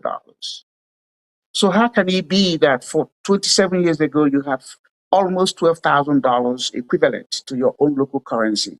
And then 27 years after that, with democracy, if democracy is the panacea for economic development, by now, 27 years, that $12,000 you had, 1999 should have been at least $40,000. But in this case, it has gone down. So the policies the politicians have put forward, the programs the politicians have put forward has only benefited them. That's why I call the Nigerian political people pimps. Put in my pocket. Nothing they are doing has enabled the Nigerian economy to grow to where the naira becomes a preferred currency for local development and growth. It has not. Everybody's running around looking to borrow money from outside. When you borrow money from outside, you know what it does to you? Because the people lending you money from outside still going to do return off and return on their money. And so it's a charge on your foreign reserve, because Nigeria is not a credit-worthy country. Nigeria has to have cash reserve in order to give somebody the confidence to lend them money, because once they place that payback time request, there's a charge on the foreign reserve. So that's why Nigeria hasn't been able to grow. Nigeria hasn't been able to be stable, because you have 25 years. If hindsight is a better teacher, what has it taught Nigeria? So these are the things that has to be done locally. You don't need to go to Turkish people. You don't need to go to Chinese people. You don't need to go to Americans or British people. There's no university in the world a Nigerian hasn't attended it and graduated well. So how come after they give you those diplomas, you go home just to flash it and parade it, chief doctor, professor, blah, blah, blah, yada, yada. At the end of the day, you don't have a water system. You don't have a power. You can't even electricity that has existed in Nigeria for 130 years. Nigeria got electricity 14 years after America got it, and they still haven't been able to produce it. You are not a service economy, because you ask anybody in your studio today, how many of them came from a home that water came into that house because of public utility or power? Those are the things that matter, not the mining. Not the gold in the ground, not the diamond, because there's nothing any Nigerian need for the oil or gas to be in the ground. What makes a country successful is the productivity, the manufacturing, and the service. So if you stumble onto a mineral, then do you have the capacity to do it? And then if you don't have the capacity, can you attract the money to help you produce that at terms and conditions that favors you, not to where you have vulture. The Chinese, the Indians, the Pakistanis, the Lebanese that are in Nigeria are vultures. They are not venturers. You need venture capital. You need patient money that will stay with you and grow with you, stabilize your economy before you repatriate. Not those people who come in with $1 million and they go away with $100 million. That's conduct. It's not by magic. It's a human factor. And it's the human factor error that Nigerian politicians practice that has devalued Nigeria.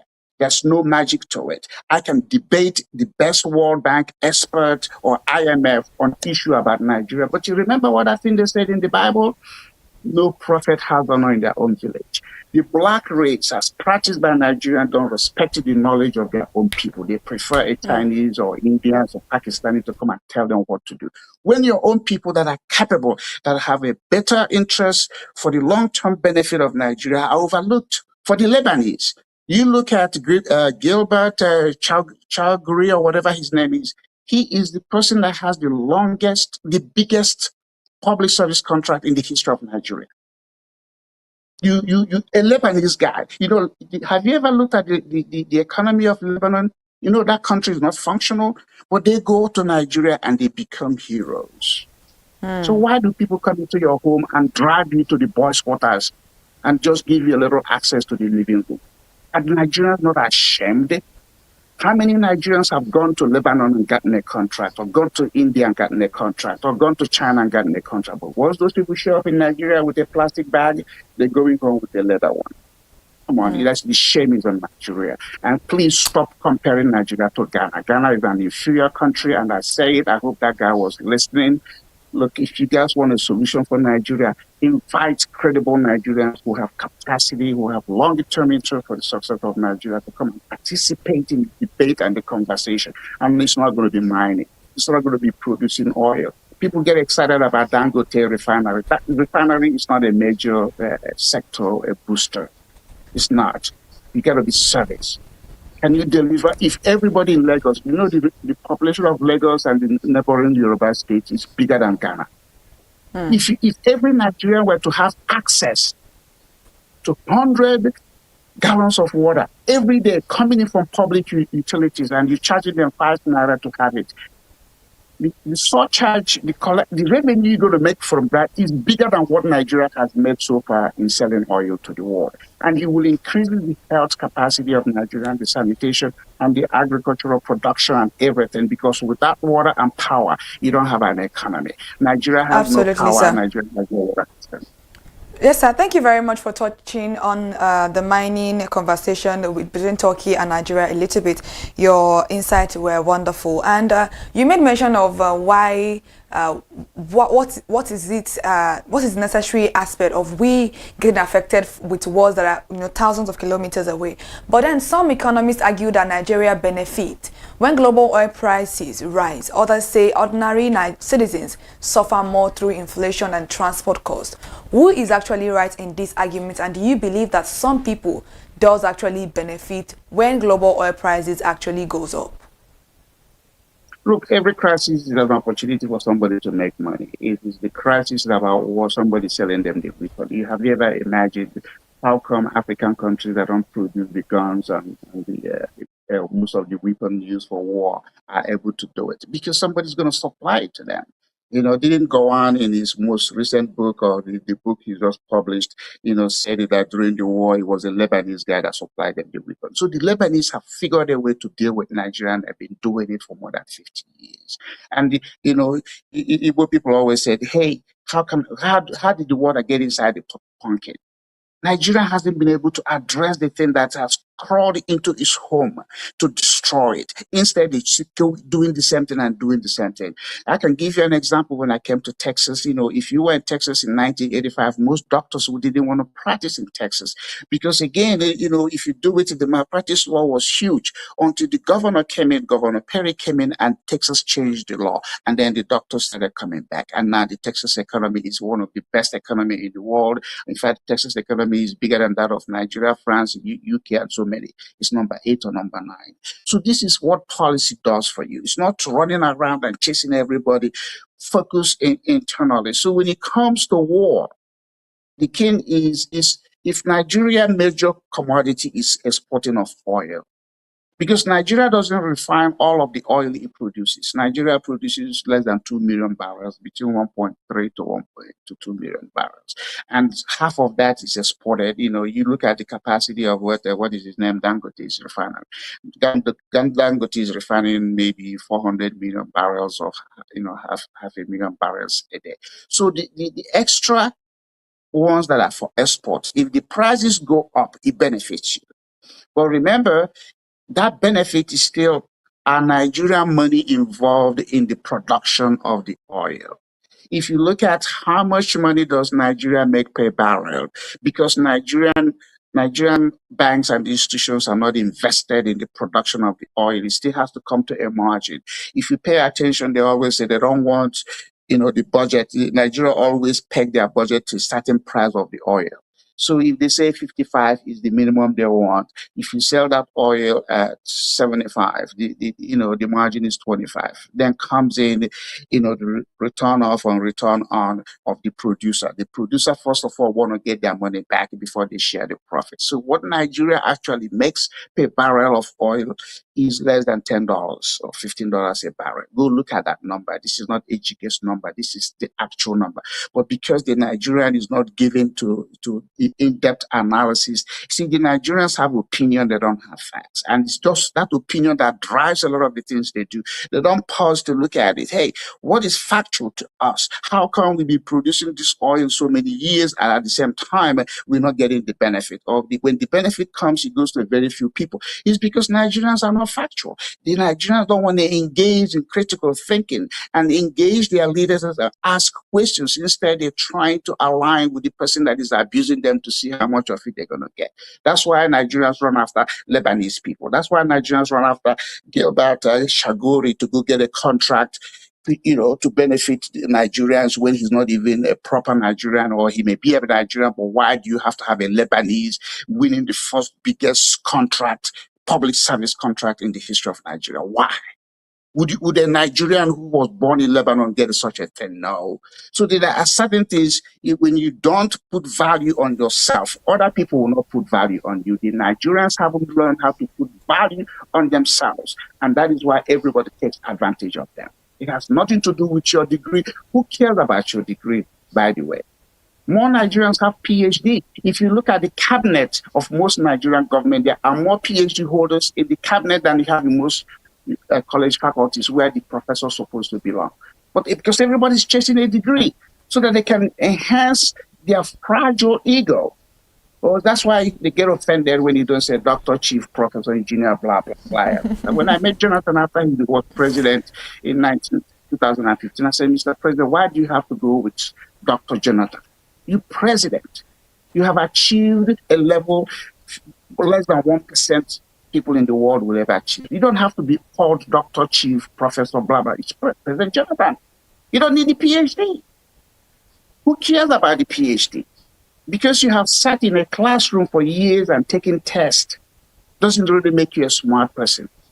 It doesn't. What makes you smart is a desire to change your circumstances, because when you change your circumstances, you have the ability to stand up to the situation.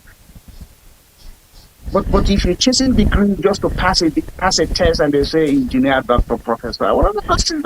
The Western world really don't care. I'm telling you, I've lived in Dallas for almost 40 years or 40 years now. And you know what? When you show up, I say, doctor, they're just like, okay, fine. They're going to find a way to let you know that you don't know anything. What they want to see is your ability to solve a problem. And if solving that problem requires triggering existing policy, let's go for it. Or if there's no policy to help you, can we generate one? But when you say doctor, professor of economics and blah, blah, Nigeria has plenty of them. Go to University of Lagos, University of Nigeria, anywhere. There are plenty of PhD holders. But how come with all the PhDs, you look at it, the gutters in Nigeria is filled of trash. Water system don't run. Roads are not properly built. When you even retired, your pension are not being paid on time. Most people go away not being paid on time. And you're telling me you have a PhD in economics from Oxford, from London School of Economics. What the heck is that? When you're not solving problems in your country. So the world issue should not impact Nigeria. If Nigeria has learned how to shock absorb its own people, the responsibility of any responsible government is to protect your people against external forces.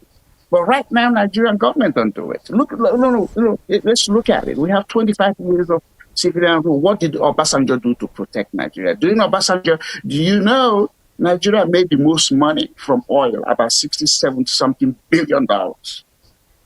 And then Ngozi Okonjo-Iweala, who was imported from World Bank, to come and help address the Nigerian economy. She didn't even believe in the confidence of the currency. She demanded that she was going to be paid in the dollar. So you are importing somebody who said, I want to come work for you, Mr. President, to help your economy grow. But they don't have confidence in your currency. If I was Obasanjo, I would have fired her. I would have told her what we tell people in America, get the heck out of here. You don't even have confidence in the naira. You want to be paid in the dollar. That's the first sign. And then after Obasanjo, who did you get? Yar'Adua. And then you get Jonathan. And then you get Buhari. And then how has Nigeria done? And how has the average Nigerian felt about living in Nigeria? If you were to put a boat in any of the seaports in Nigeria and tell Nigerians, get over here, we're taking you abroad, there will be a stampede. I mean, what's happened during slavery would be a joke, because Nigerians are willing to leave their country. And the reason they are doing it is because the policies the politicians are putting forth is affecting them negatively. When you're happy in your home, you don't want to go anywhere. You want to make it better. But Nigerians want to leave their home for whatever. When I see Nigeria say they're going to Ghana, they're relocating to Ghana or Pakistan or to Ghana, I'm laughing and say, has it come to that? Has it come to that? When I wanted to go abroad, I said, if it wasn't America, I wasn't going to go anywhere. I wasn't going to go to London. You can't pay me to live in London. You can't pay me to live in Canada. You can't pay me to live in China. You can't pay me to live in Turkey or anywhere. If I were to stay in Nigeria, I would stay in Enugu and I will make it work for me. Because economic development has to start from where you are and not where you are not. Nigerians haven't learned how to invest in their community or in their country. So the world, the excuse about the world crisis is just because they haven't shock absorbed themselves. They haven't protected themselves. I'll give you an example again. I live in Dallas. If something is going on in my neighborhood, I'm standing at the boundary of my home and watching everything because I'm going to protect my home. I don't care about what's happening outside of me. I care about what's happening in my home. So you have to have this territorial integrity. And your territory is the boundary of Nigeria. And so please, guys, again, sorry, don't compare Nigeria to Ghana. Ghana is an inferior country. I went over there for 50 years ago, and there's nothing they are doing that Nigerians should look at and say, "Oh, well, let's go copy." And you could not acknowledge what they are doing, but don't copy them. All right, Mr. GK, that was you were very transparent with your just concluded analysis, and I was glad that you made mention of a whole lot of factors that we need to look into, and you made mention of currency. We have a whole lot of persistent pressures in recent years, and the issue of currency you made, the Naira has faced persistent pressure in recent years, to be very sincere and frank with ourselves. So how much of that instability is connected to the global geopolitical shocks versus the internal policy issues? Look, the world is about competition. You have thought about the book Animal Farm. They say all animals are created equal, but some are more equal than others. So are you willing to compete? Are you about to complain? Nigerians are complaining. They are not competing. When I left Nigeria in 1985, you know how much I paid for my ticket from Enugu to Lagos, to London, to Dallas. Can you guess? And I wire you money if you win this amount, this bet. You know how much I paid? 698 naira 50 kobo. That was the value of my ticket. You know what? At that time, the naira, the dollar equivalent to that almost 700 naira was $1,200. So you're talking about currency value. I can still fly to Nigeria after 40 years of being in America for $1,200. My ticket, I can still fly the same route back to Nigeria. But how many Nigerians can fly with 698 naira 50 kobo? 698 naira 50 kobo will not even buy you a bottle of Coke. If you were to chase a girl in Nigeria today and say, "Hey, baby girl, I like you. Can I buy you? I give you 700 naira," she will slap you. That is how Nigeria has eroded its own value. And so no subsequent administration has come in and said, what is it that we lost? What were we doing in the 80s that gave Naira stability, that people were coming into Nigeria to invest? Do you know after the war ended in 1970 up until 1979, there are more corporate global companies coming into Nigeria to set up shop? But now how many are coming? So there's a historical data, but Nigeria is not people that look backwards and say, hey, at one point we were doing well. At one point we were like this airplane on the tarmac at the full speed to take off. Then we had a flat and we have remained on the tarmac, just like Nigerian Airways. It's a proof that elephants don't fly because they haven't flown as long as they've been on the tarmac. So these are things. There's nothing magic about economic development. I mean, thank God I live in America. I ran for mayor, I ran for Congress. Every government in America has appointed me from city level to the federal level. So I have a comparative advantage about how certain things work. Forget about the Nigerians who live in America or London who come home because they have some pounds and the dollars and they flash it in front of you, and most people get, oh my God, they have arrived. 98% of most Nigerians that live abroad have no clue how the countries where they live function. Because of the exchange rate of the Naira to the foreign currencies, they look good. When you want to recruit Nigerians, ask them what they are doing. That's the most important recruitment. Just like those of you that are working in that studio, it's not everybody that apply got hired. Go recruiting Nigerians who have the knowledge, the confidence to speak about Nigeria in front of the world. And not the ones who have been in classroom and the professor of this and they bring them home and they impress local people. No, if you are not able to stand in front of the white man and tell him, no, sir, what you're saying is wrong, we're not going to do it, you have not learned anything in school. Because that's what they respect. They respect people who can counter them objectively with analysis and comparative advantages. But if it's just because a white man shows up in your country, a Lebanese who most of them don't even go to school, or Indians who fake their own education, or the Chinese, some of them don't even know what they're talking about because they have learned that the Nigerians prefer foreigners to their own. They come over there and run circles around you. They shouldn't be doing it. So you can make your currency work for you. Nigeria can develop based on the Naira. But for you to do it, you have to make your physical and monetary policies work for you. And you don't have to go to the World Bank or IMF and explain yourself. You said, no, we're not going to do it. Because the money you're asking the West to give you, did God wire money to America? Did God wire the dollar to America, say, now go share it with the world, or the world? God wire money to England, the pounds to go share to the world? They printed the money. The same way your machine is cracking your own Naira, is the same way their own machine is cracking their own dollar. So how come theirs are able to get more value for you and yours is not able to? It's learning. Or if you don't have confidence in yourself. And that's why they take advantage of you. So it's a case of animal farm. Are you competing or are you complaining? And the way to compete and to gain advantage is to be confident. Having a PhD don't give you confidence. Most Nigerians that go to school don't have confidence because you know what? Confidence starts from home. How many Nigerians can even stand up to their own parents and say, Papa, don't do this, Mama, don't do this, and this is why? They can do it. When I go to school, and how many people are even having conversation with their parents or their spouses? So there are certain things that are absent in the lifestyle of Nigerians, and it starts from home. Because until you sit around and have a conversation and challenge yourself about certain things, you haven't learned anything. But if you're looking to just go get a degree, so because at that point is when you feel you know something, you haven't learned anything. The Jesus Christ everybody's screaming about and praying and begging, hoping that he's come back the second time. What school did he go to? What degree did he possess? Did he go to the University of Jerusalem? Or was there one where he was? So Jesus didn't go to school. Even Muhammad didn't go to school.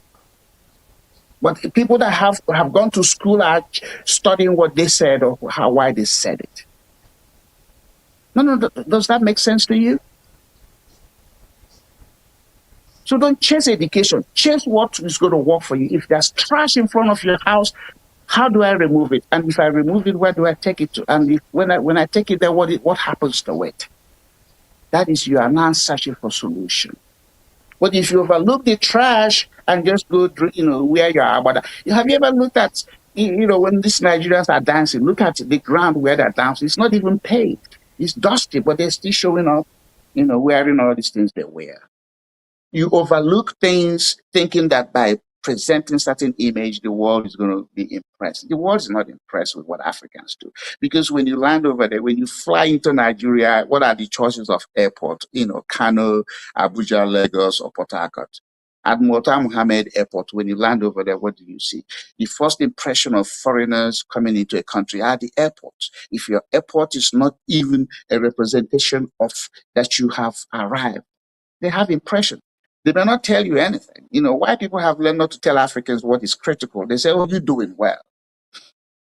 How can you be doing well when Lagos, if Lagos were to be a country in Europe, it'd be like the 4th largest by population. But look at Lagos is trashy. Lagos is a dump. Lagos is very smelly. And if a white man says that, they say, oh yeah, you think white superiority or white supremacy. No, it's a fact. Nigerians don't have to wait for white people to tell them their country is filthy. Their country is trash.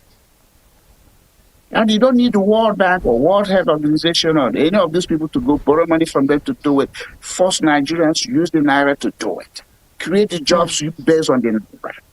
If anybody's going to invest in Nigeria, you say the minimum you can invest in Nigeria is $100 million if you're a foreigner, and you have to keep that money in the country for 10 years before you repatriate. That's how you test the vulture versus the venture. Exactly, Mr. Ejike. All right, I'm so sorry to cut you off, sir, but we have little to no time left. But then we have to ask you this quick fire segment, because I think a lot of people would want to listen to you because they catch you one. Just one answer before we wrap up the program. But then let's ask you, one way global conflicts hurt Nigerians the most. We would like to know in just one word.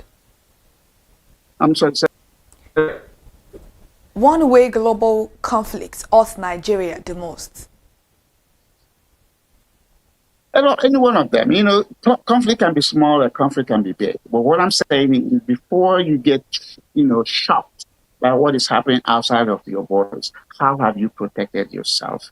You have to, first of all, protect yourself, do certain policies that protect you. Since Nigeria is basically an import-related, economy and they export oil, and not all of the oil they produce, they have access to export. That is where the benefit is. But if, infrastructure is like doing an exercise. If you have electricity in your country, you don't care about what somebody else who doesn't have it. If the water system is running in your country, that is your benefit. So Nigeria has to focus on having the core infrastructure, because that is what the people in Nigeria are going to benefit from. If water is running, the power is on, the road is well built, public safety is good, i.e. you can get in your car now and drive anywhere, don't have to worry about roadblocks or being kidnapped. That is what is going to energize and give confidence, and investment will flow.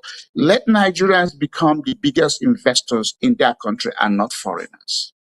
Those are the things. So the conflict, I can't tell you whether big or small. If you are not protected, if you haven't shock absorbed yourself, anything is going to affect you. It's just like in the case of Nigeria, when somebody dies who is not even a member of their family, they cry more than the people who are bereaved. Okay, I've lived in my neighborhood for 30-something years. Okay, some of my neighbors have passed away. Nobody come knocking on my door. There's nobody. I finally would say, hey, how's John doing? Oh, John passed away and he's been buried. I say, oh, sorry for your loss, and move on. But in case of Nigeria, oh my God, when are we going to do this? Where are we going to come dance? It has nothing to do with that. So Nigerians cry more for somebody who's died away from them than their own people. It eliminates some of those things. Don't pay attention. I don't go to funeral except it's somebody I know. But not all funerals will I go to. But why do I have to spend time over somebody who's passed on? They have lived their life, they have moved on. So these are some of the things in very little. It may look inconsequential, but they are very consequential. These are things you have to do. I don't cry because somebody else is crying. To be honest with you, I don't cry. I say, oh, sorry. So why am I crying? Why should I come to your family and they can say you want to be more Pope than, want to be more Catholic than the Pope. Nigerians want to show more emotion. They want to show, oh, it's affecting you. It's not affecting you. Protect yourself. Be self-centered. When you are self-centered, you have to self-preserve. That doesn't mean you are self. Absolutely. Thank you very much, Mr. Ejike Okpa, for those beautiful insights you've given us in the studio this morning. We always enjoy having you on the program because you say it as it is meant to be said. But right now, we'll have to let you go because we've actually even went above time, but we just have to let you have those, give out those beautiful analyses. I will hope to see you next time, Mr. Ejike. I will come to Lagos and I'll do it in studio. Thank you for having me. Thank you very much, sir. I'll be expecting you. All right, that was Mr. Ejike Okpa in the studio this morning once again, talking about the war that is currently affecting our global oil price in Nigeria. And he is a global affairs analyst, obviously, and the conversation this morning once again was global cost of conflict. Why wars abroad affect Nigerians? Many thanks to Mr. Ejike Okpa. But right now, global conflicts may begin far away, but their consequences do not respect borders. From food prices to fuel costs, exchange rate to business survival, Nigeria is deeply connected to a global system where instability anywhere can become hardship everywhere. As geopolitical tensions continue to arise across different regions of the world, the challenge for Nigeria is not just to observe this event, but to prepare for their economic consequences. And the question is no longer whether global wars affect Nigeria. All right, thank you so much for joining us on Perspective. We'll be back again next week, Monday. I am Irihayomi Koleke. Good morning.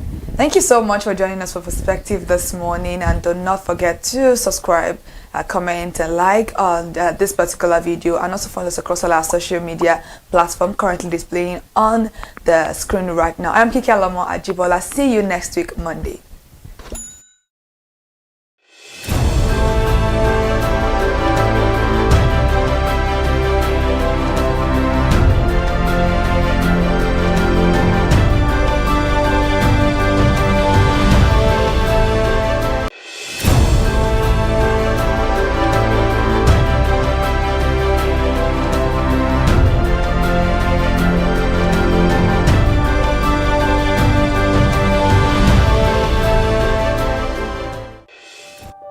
Hey there, do you know in the world today, everyone is a consumer, and as consumers, we all have the right to be heard. In Nigeria today, as a consumer, you have all right to product information, right to fair pricing, right to return goods, right to product labeling, right to fair dealings, and a lot more. Well then, have you heard about the new media channel? ConsumerHalla TV.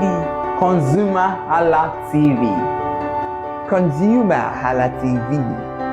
At ConsumerHalla TV, our goal is to inform and educate consumers in Nigeria with insightful news alongside development within the fast-paced world of consumers through well-researched, specialized, and analytical content.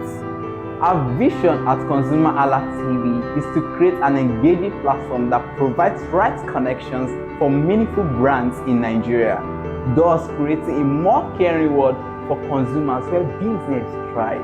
And guess what? Our ConsumerHalla brand is the first consumer complaint resolution portal in Nigeria, powered by a 72-hour feedback mechanism. We offer consumer advocacy, informative talk shows, branding promotions, advertising, and lots more. Connect with us via our YouTube channel at ConsumerHalla TV.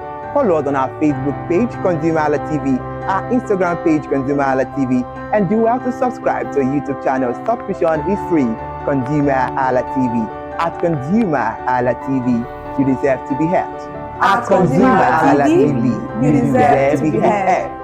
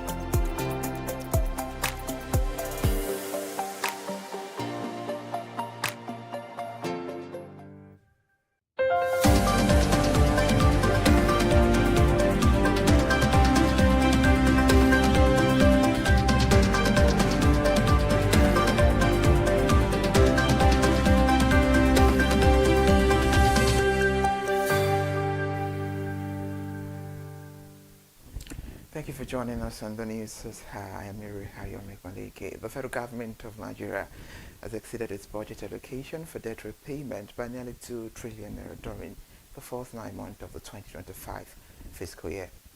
Data released by the Budget Office of the Federation revealed that total debt-related payment escalated to 12.63 trillion naira between January and September.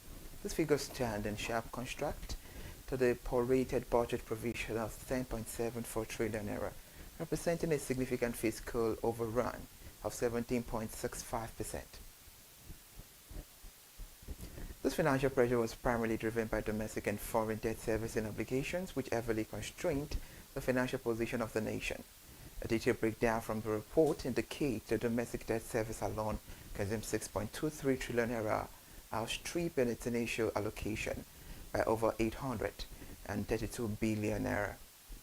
The concurrently foreign debt servicing escalated to 6.3 trillion naira, which surpassed its projected budgetary provision by 1.24 trillion naira. The implication of this development is that 67.2% of the retained revenue of the federal government was swallowed up by debt service obligations during the 9-month window.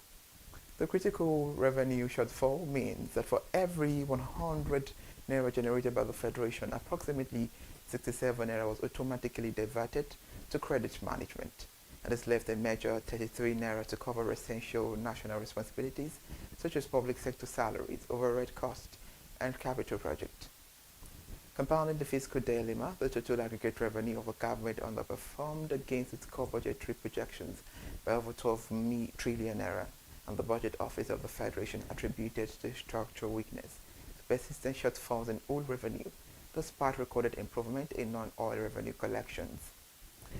Consequently, the actual capital expenditure for the period was restricted to just 3.1 trillion naira, falling drastically below the 17.58 trillion naira initially budgeted. The federal government of Nigeria has officially presented the African Quality Mark certification to 131 domestic companies to cover 220 locally manufactured products. This regulatory milestone is designed to elevate the competitiveness of Nigerian commodities across the continent under the operational framework of the African Continental Free Trade Area. The certification, widely known as ARSO Dual Mark, was represented to the 7 corporate entities during a dedicated ceremony held in Abuja. The Minister of Industry, Trade and Investment, Jumoke Oduwole, stated that the certification reflects the expanding capacity of Nigerian manufacturers to align with rigorous international and continental baselines. In a speech delivered by the Permanent Secretary of the Ministry, Chris Isokunwu, the minister described the mark as a vital emblem of trust and quality. The initiative is expected to enhance product visibility, bolster consumer confidence, and unlock the expansive market channels for local business. According to the leadership of the ministry, the administration of President Bola Ahmed Tinubu remains steadfastly committed to supporting industrial expansion, export diversification, and local value addition.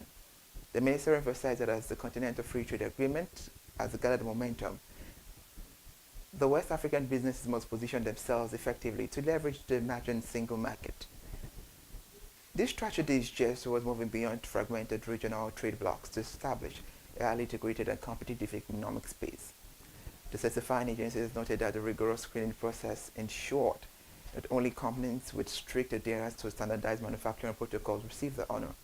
As the recipient of the dual mark, expressed optimism that the certification will eliminate technical barriers to trade that previously hindered Nigerian goods at foreign borders.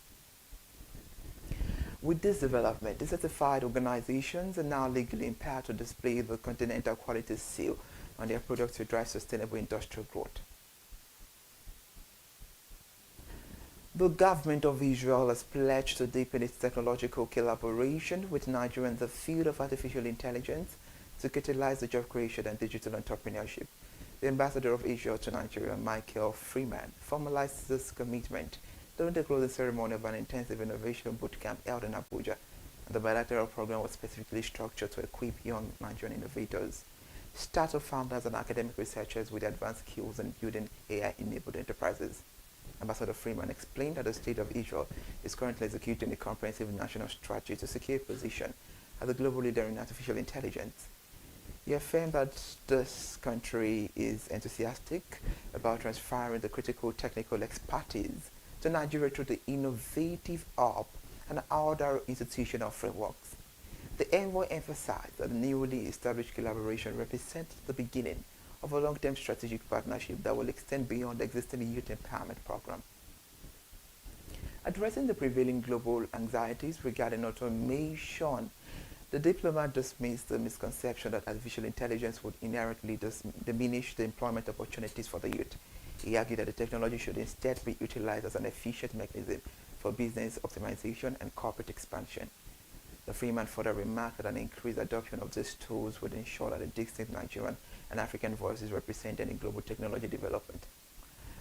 However, the management of the innovative hub expressed gratitude for the diplomatic support, noting that the partnership would provide critical infrastructure for local tech talent. The collaborative framework is expected to facilitate exchange programs, technical mentorship, and venture capitalize for emerging Nigerian tech firms. And industry observers believe that this partnership will significantly accelerate the digital economy goals of the federal administration by transforming abstract conceptualizations into scalable economic solutions. The Nigerian Electricity Regulatory Commission has directed electricity distribution companies to compensate Band A customers affected by persistent power supply disruptions.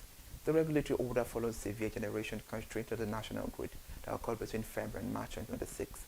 According to an official public notice issued by the Commission, the systemic shortfalls prevented utility firms from delivering the minimum guaranteed daily electricity hours to premium consumer clusters. The regulatory agency directive number NEC obliged that 2026-002 to establish a standardized framework for restitution, and they clarified that while the underlying supply challenges stemmed from gas shortages and infrastructure vandalism, the financial right of consumers must be protected. The intervention targets specific feeders where electricity distribution companies failed to meet their operational obligations due to factors largely outside their immediate managerial control.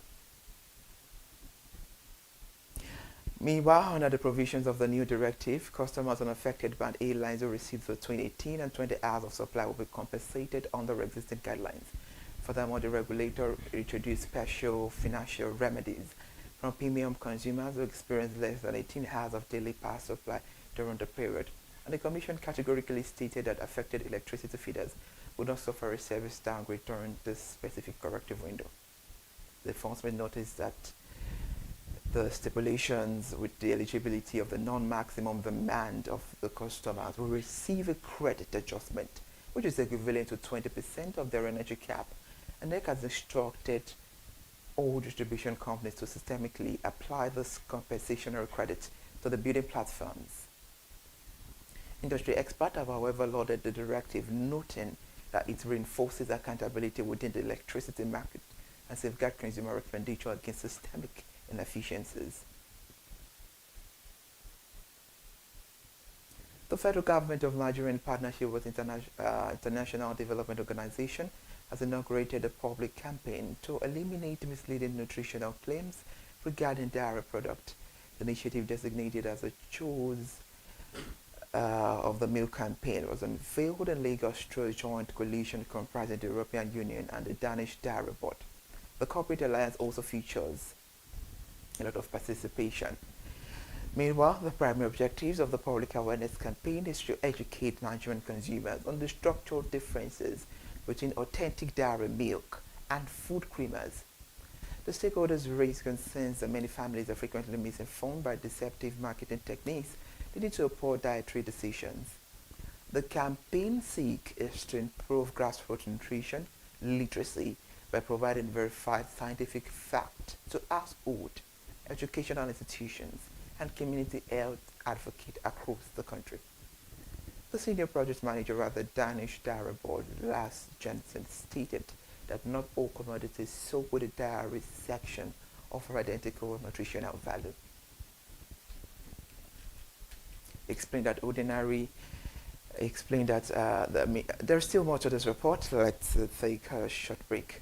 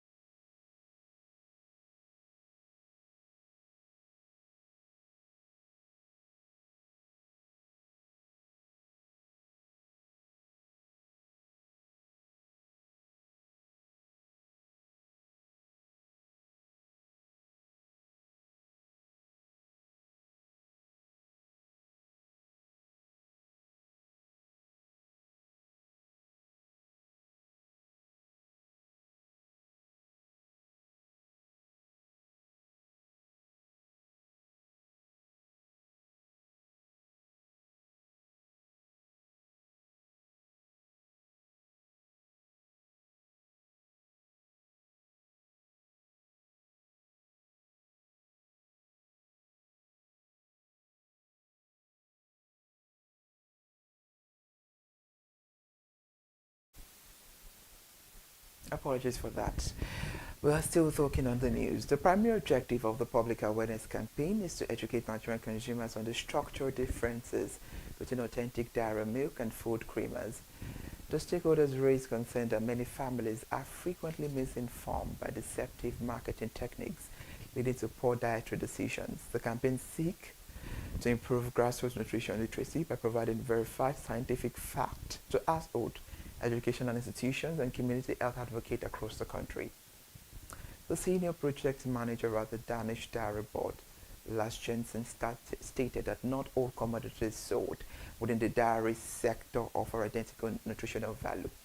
He explained that ordinary creamers lack the essential micronutrient and vitamins inherently present in the natural dairy milk. The Jensen stressed that the campaign emphasizes transparency and clarity with the ultimate goal of driving positive behavioral changes in the purchasing habit of Nigerian citizens. The federal ministries involved in the project emphasized that addressing malnutrition requires a multi-sectoral approach that blends policy enforcement with consumer education, public health officials, as they noted that the profile of the low nutrient substitutes and also complicates the national effort to combat stunted growth and mineral deficiencies in children. Through this strategic intervention, the coalition plan is to implement strict labeling standards and host regional workshops regional workshop. We still have more news to give to you. It's still ConsumerHallaTV news at 10 this beautiful morning.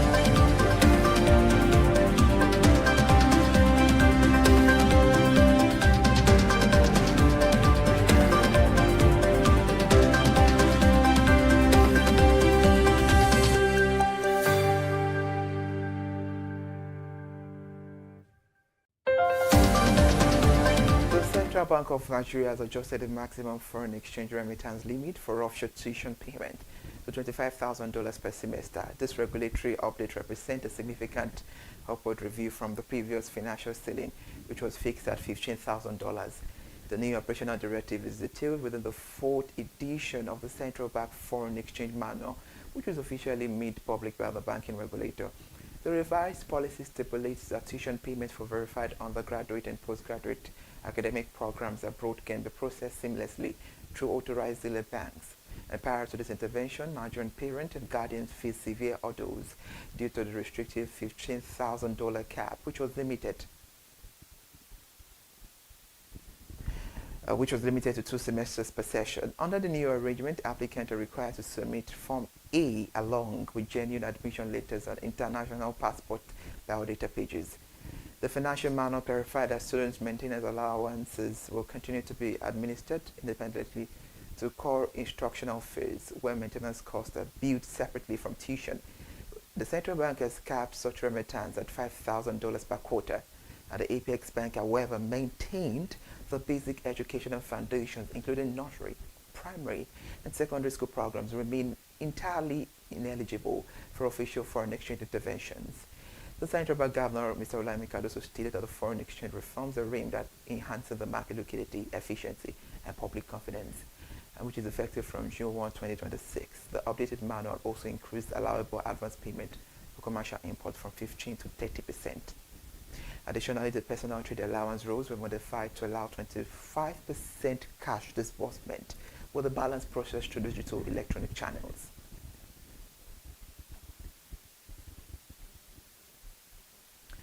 The foreign capital investment into the Nigerian telecommunications sector plummeted to a 4-year low of $7.24 million during the first quarter of 2026.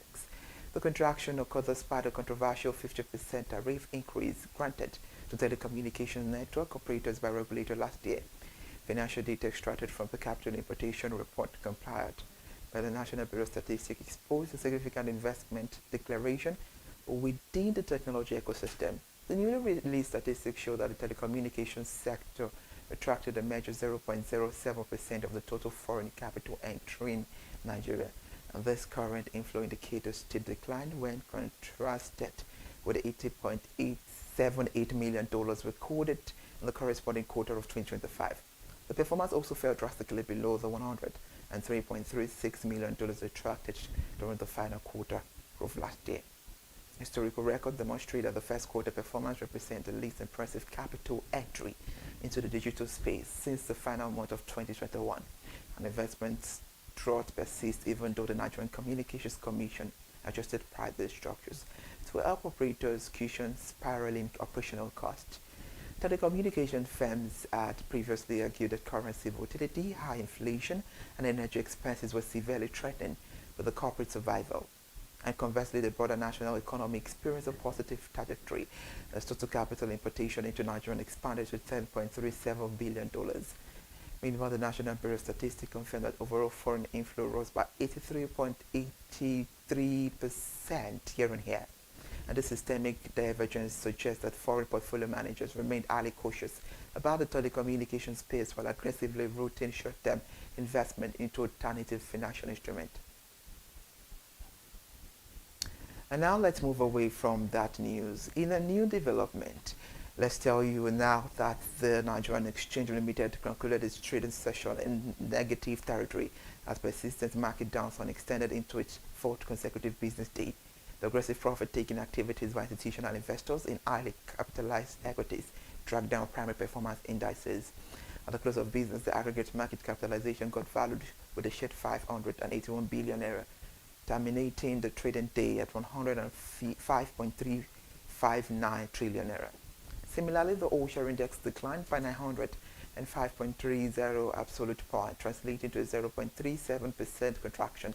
The equity analyst noted that the negative trading sentiment was primarily triggered by price depreciation in prominent stocks such as the Arada Holdings, Stanbic IBTC, and Transcorp, and the market spread closed on a bearish note with 30 declining equities successfully outpacing 24 advancing corporate entities. A review of the loser chart revealed that MCO Nichols led the downward trend with a maximum price of 10% associated with the Boss company, followed close on the laggard log, while energy giants Arada Holdings suffered a significant 9.51% drop on the alternative end. The International Energy Insurance recorded the highest price appreciation, gaining 10% to provide a mild cushion for minority shareholders. The overall market activity metrics showed signs of weakness as the total volume of shares was traded at over 43%. The Investors Exchange, which was 522.28 million units of shares, got valued at 24.1 billion naira, and the transaction were processed across 53,613 distinct deals, reflecting a cautious stance among local brokers amid shifting macroeconomic conditions. Thank you so much for joining us on the news. Follow us on all our social media platforms. I am Ire Ayomikone, AK. Good morning.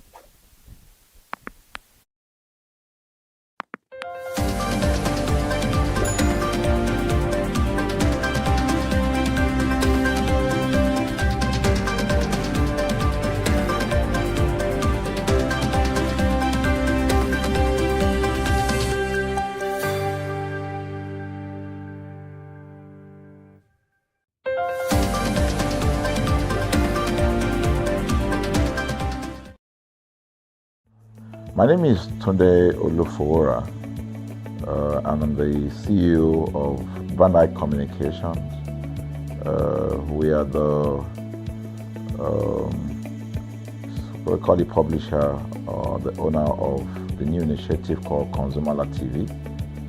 ConsumerHallaTV is actually Nigeria's first consumer-centered, or call it consumer-centric television platform that aims to bring voice to the over 220 million Nigerians.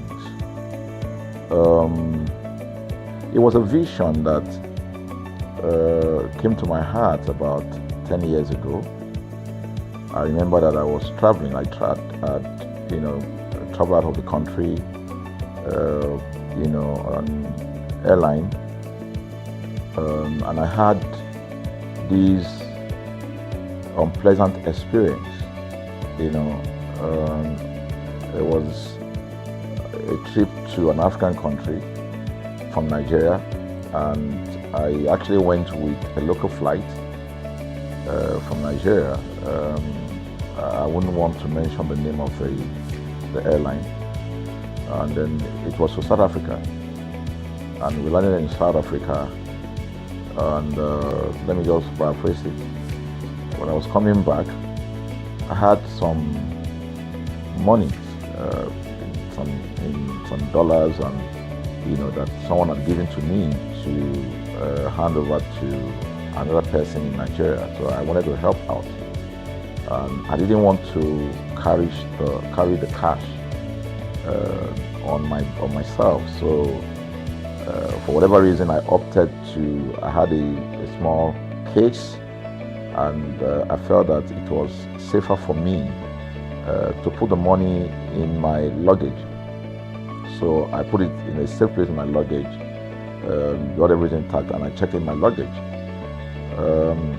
My arrival in Nigeria, I was standing and was waiting by the carousel just so that I could pick up my luggage, and then I was there for 1 hour and waiting for my luggage.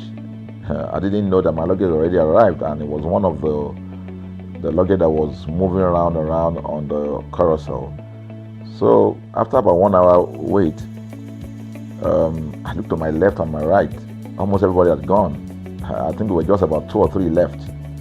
So I beckoned on the woman that was on my side, and I noticed she was really in tears. Madam, what happened?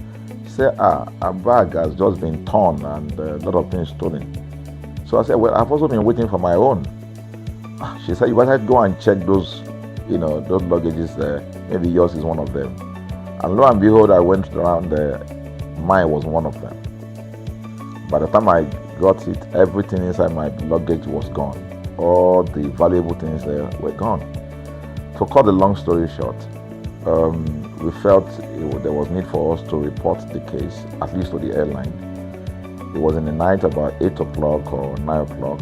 We went in to go and see the officer that was in charge. As soon as we got in there, the officer said, "Oh, so sorry, but you will have to go to our head office in somewhere in Victoria Island, to lodge a complaint." Okay. So the next day we went to the Victoria Island and we lodged a complaint, and that was it. And since that day, I'm talking a story of over 10 years ago, I didn't get a call, not even a call from that airline to talk to me about what happened to my luggage. Now, about a month after that trip, I had another opportunity to travel out of the country. This time around it was to US, and it was an official assignment. And I flew on, I will mention the airline this time around. I flew on a BA. I really didn't like BA. I usually go with Virgin Atlantic and things like that. But my protocol officer convinced me and said, "Okay, you will love BA. Why don't you go on BA?" Anyway, so I went on BA to US. And of course, when I returned from US to Nigeria, we had to do, of course, there'll be like a connecting flight, from Heathrow. So we got into London Heathrow, and then because it was through Heathrow that we went, and then so they changed since it was BA, They changed the aircraft, this time around to a bigger one. I mean, clearly because there were more Nigerians, or more people that were planning to come to Nigeria. And then we boarded. Not quite 10 minutes into the flight, in the air, the aircraft started malfunctioning. The air conditioning compartment were not functioning very well.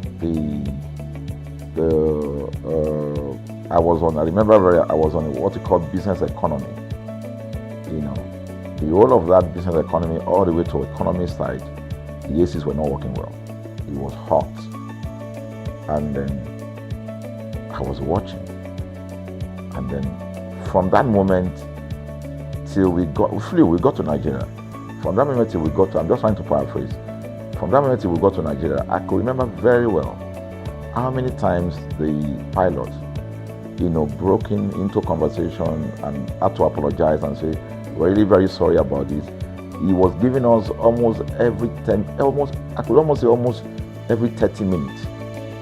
There's always a kind of update. "So sorry, this is what we're doing now, this is what we're doing."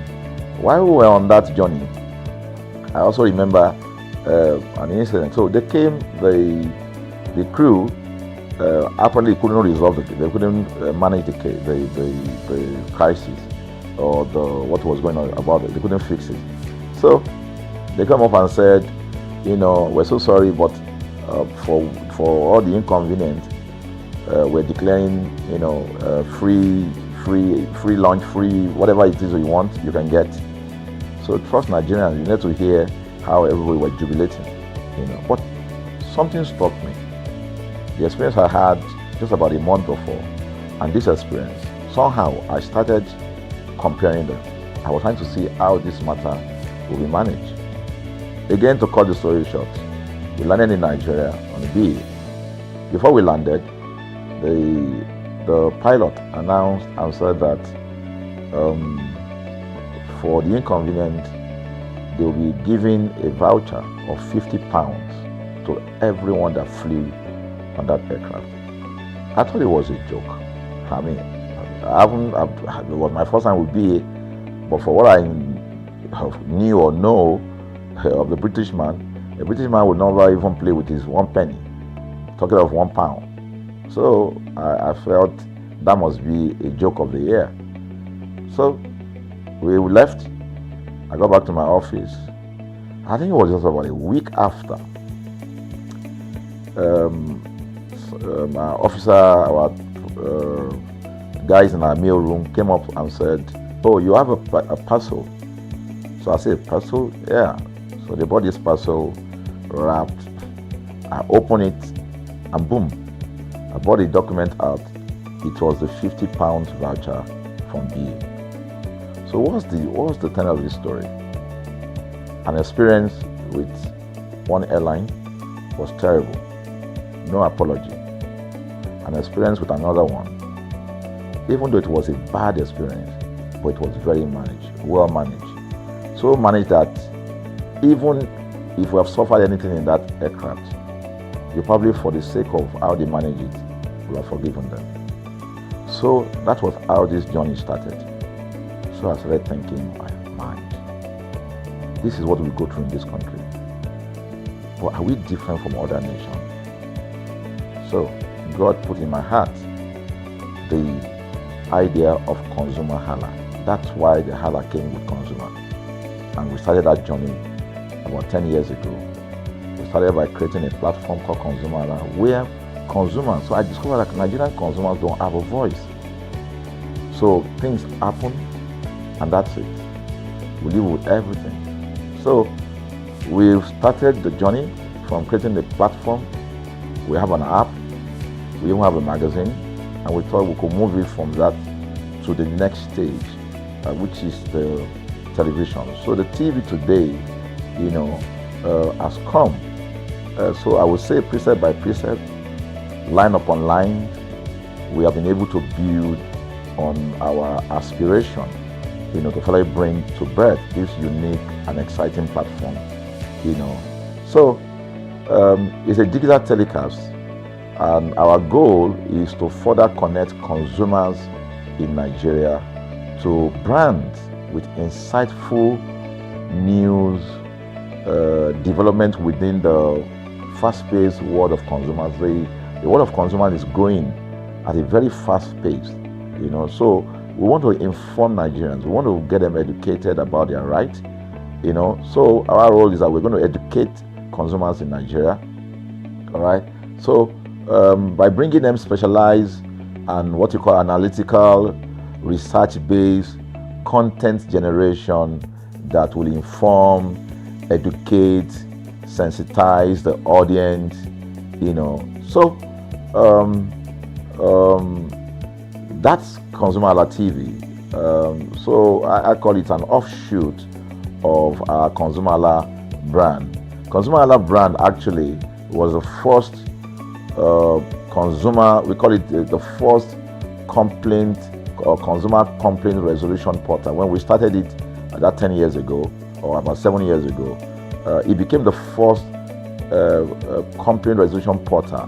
We created it so that Nigerians can actually lodge complaint on that portal. We spent a lot of resources to build a very robust platform where today, if you have any complaint, about any brand, any leading brands in Nigeria, and you go on that platform, you can actually click, just a click, you can find the brand, you can actually lodge your complaint, and once you submit it, that complaint will be routed to that organization, and within 72 hours, we will obtain feedback for you. We build it in such a way that we have connection to almost all the organizations, and it's been working. We've resolved several complaints for people without having to charge them any penny, because the idea is not to charge. So what we have done with ConsumerHalla TV is to take it to the next level. So we hope to change the narrative. We want to give the right direction. Nigeria has the largest consumer market in the world, with a population of over 220 million people. Why should we be the one that is suffering the most? Everywhere you turn to, it's as though Nigerian consumers don't have a voice. You're traveling, you buy a ticket. For whatever reason, an airline will wake up middle of the night,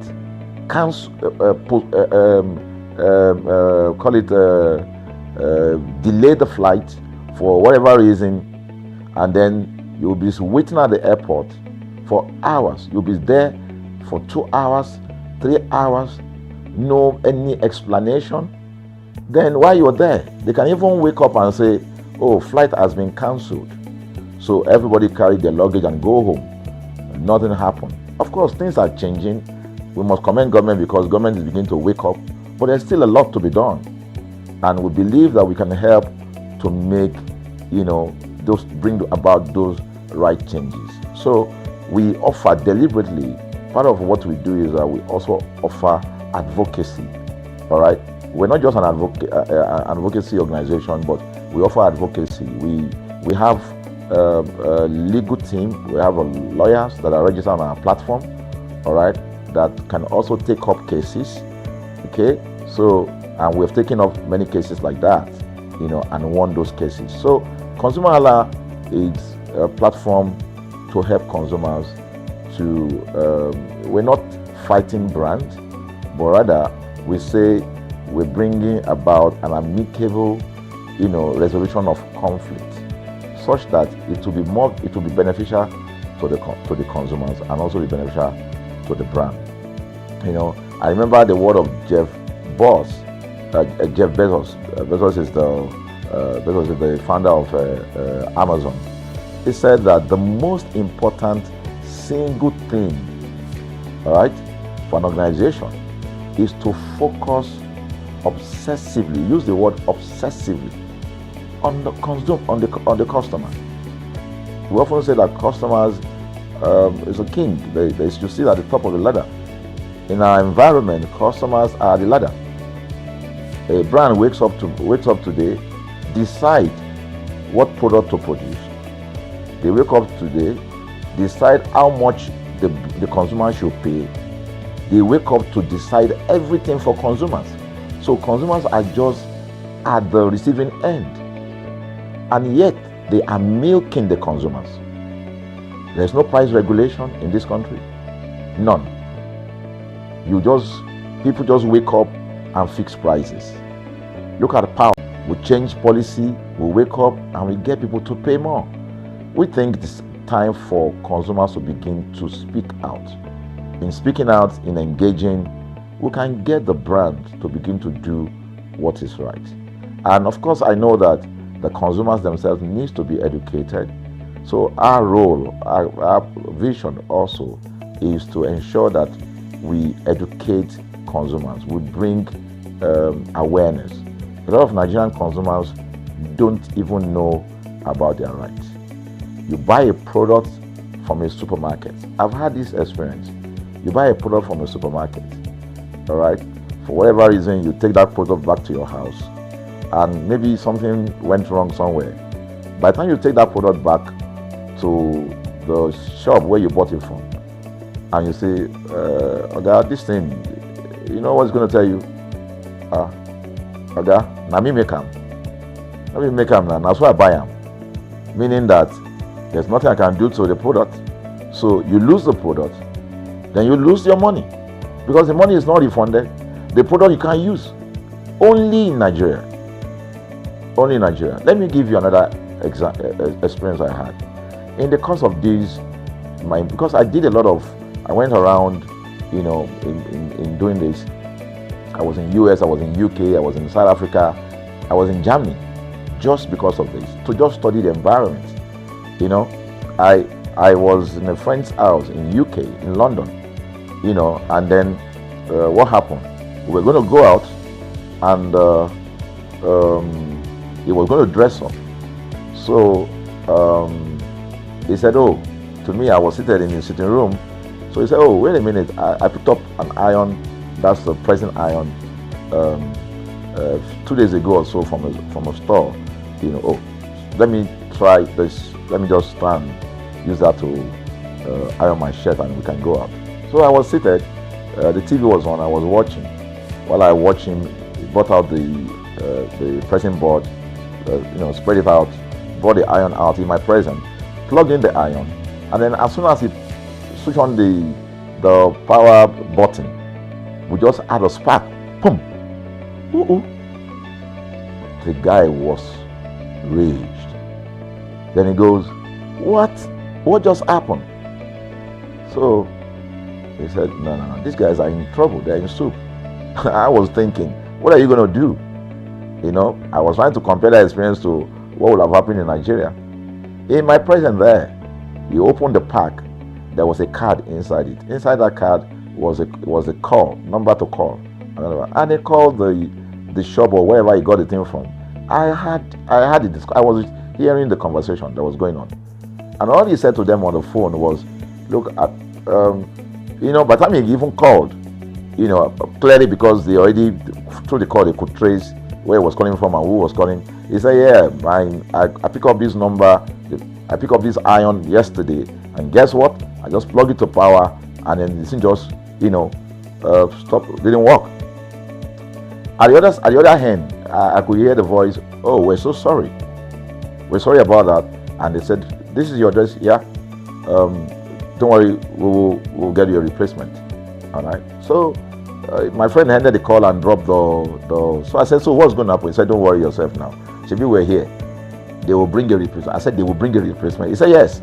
I said, they won't even try to check whether it was your fault, because it could have been your fault. Maybe you didn't do something well about the first. No, it can't be his fault now. Shebi, it's a brand new item that he bought. While we were still talking, in fact, I'm not even sure it was up to 30 minutes or so. We had a knock on the door. He himself said he must be the dispatch person. By the time he opened the door, it was a dispatch man that was on the other side. And then the dispatch man was at the door. Just watch this. Was at the door. I was seated in the sitting room. The guy was at the door to meet with the dispatch guy. The dispatch man that brought the replacement iron, you know, I heard him say, "We're so sorry." So I was so shocked. I mean, a dispatch man, this guy is a dispatch, so also apologize. I was so touched by it that even a dispatch man was so trained, you know, to tell the guy, "We are so sorry." And guess what? He brought the replacement iron. By the time my guy opened the iron, it was a bigger size iron. So they replaced with a bigger size iron. The guy never asked for the one that went bad. He didn't say, "Oga, where is the other one that we gave to you," so that he could take it back. No, he just brought a new one and gave it back. So I asked my friend, I said, "Can you interpret this to me?" He said, "Here in London, if they didn't do this, they know the next thing I will do." So I'm just going to grab a lawyer and I'm going to tell them they've destroyed something in my house. By the time I'm done, they will pay through their nose. Because the consumers are conscious of their rights. In Nigerian consumers, even those who are aware, won't even take the battle up. Everybody just go, what can we do now? Today they wake up and ban this. What can we do now? So we're going to change the narrative. We have to stand up. So the vision of ConsumerHalla TV is really to create an engagement platform that constantly mirrors the minds of consumers and provide right connections for meaningful brands in Nigeria. Thus, we believe, will be forming part of that our overall vision, of creating a more caring world of consumers where businesses thrive. So, I think that we'll make our impact. We ask you to join us on this journey. ConsumerHalla TV will drive engagement. It will also be there to help to promote brands that are doing what is right. So we're not out to criticize any brand. Rather, we have to complement what the brands are doing, because there is no organization that or a business that was set up to fail. Nobody set up a business to fail. So there are just gaps that need to be fixed. So together we can fix things, and together we believe that we will create the right story for consumers in Nigeria. Thank you very much.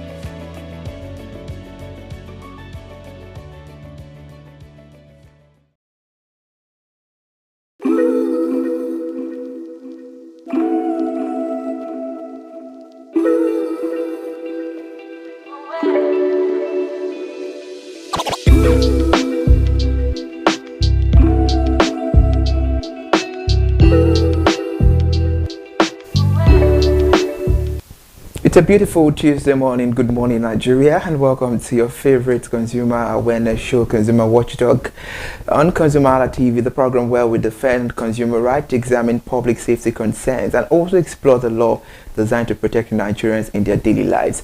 This morning, we're discussing an issue that affects every Nigerian, regardless of age, income, or location: the right to safety and protection as a consumer. Every day, millions of Nigerians purchase food, drugs, electrical appliances, transportation services, banking services, telecommunication services, and healthcare services with the expectation that these products and services are safe. But what happens when that trust is broken? What happens when a family buys medicine and then turns to be fake?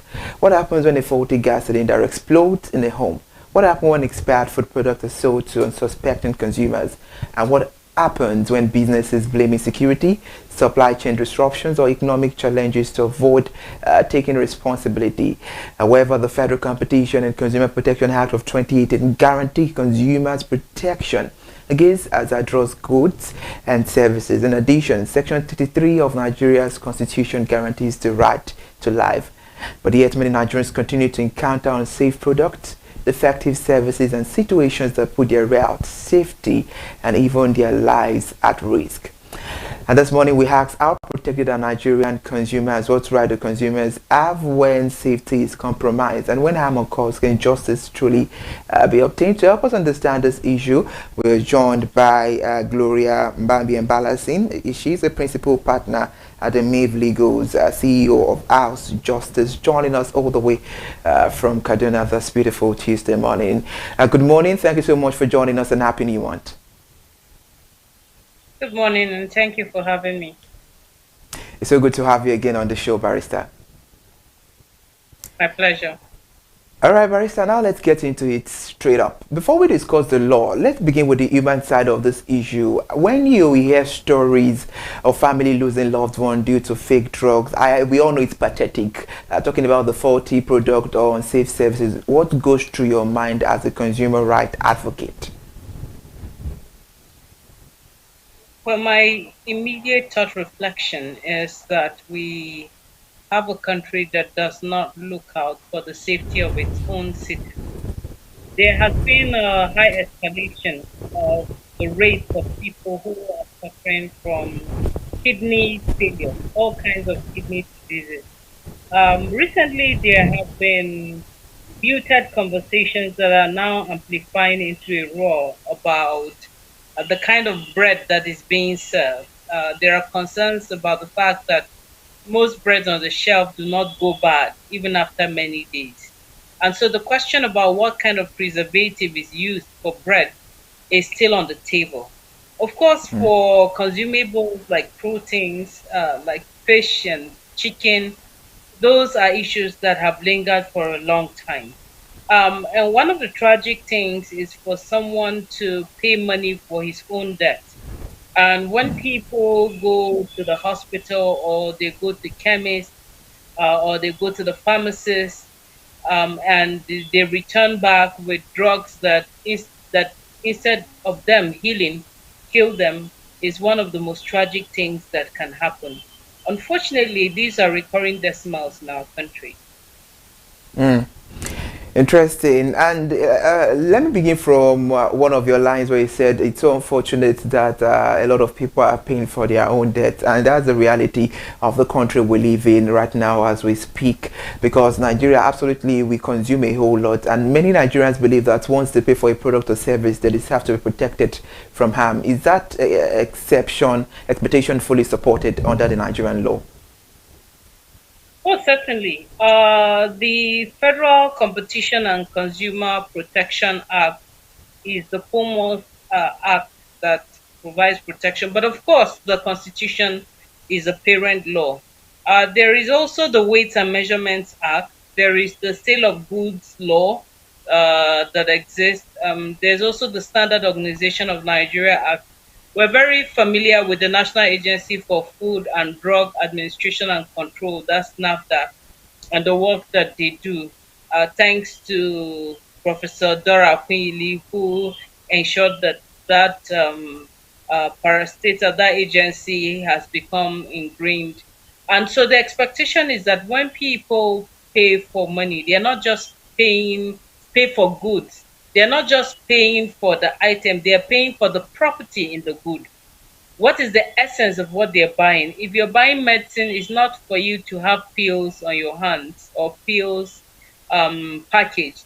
What you're buying is an expectation for health. If you're buying food, your understanding of it is that the food what you're buying is for nourishment, is not to poison.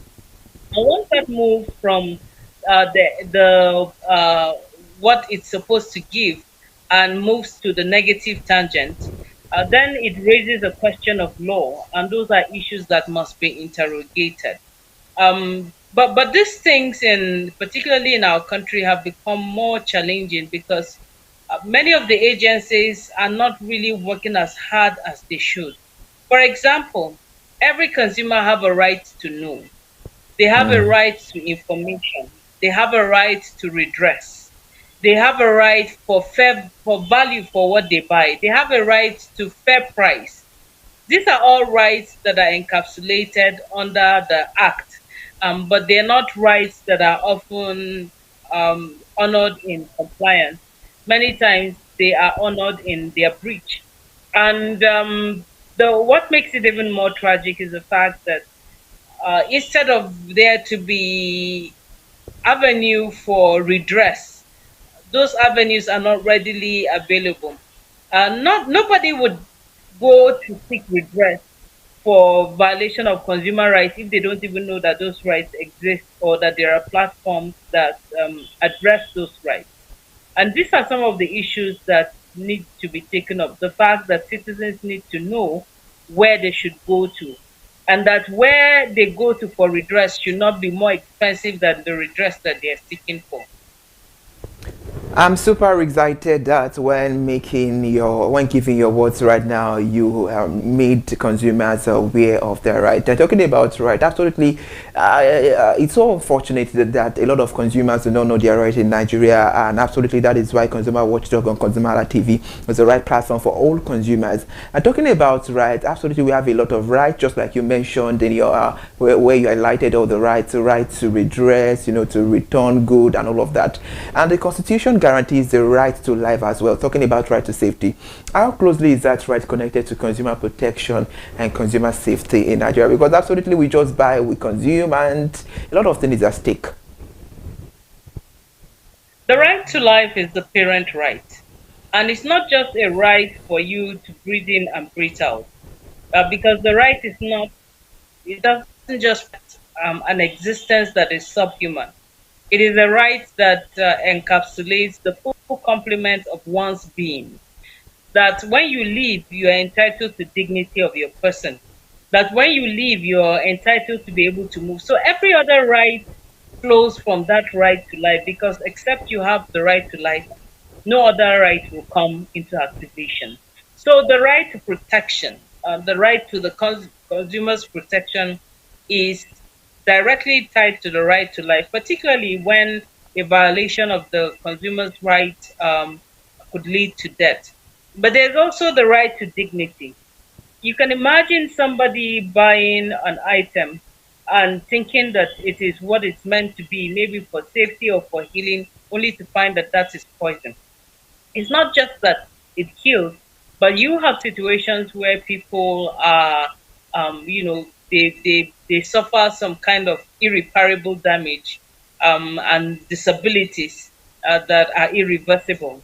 And this speaks directly to dignity, the fact that everyone is entitled to the dignity of their own person, the wholesomeness of who they are, and that the systems should support their right to life, their right to dignity, and their right to be able to consume what they have paid for, including the right for competition, which means that there should be options for consumers for them to be able to know these are available to them to make a choice.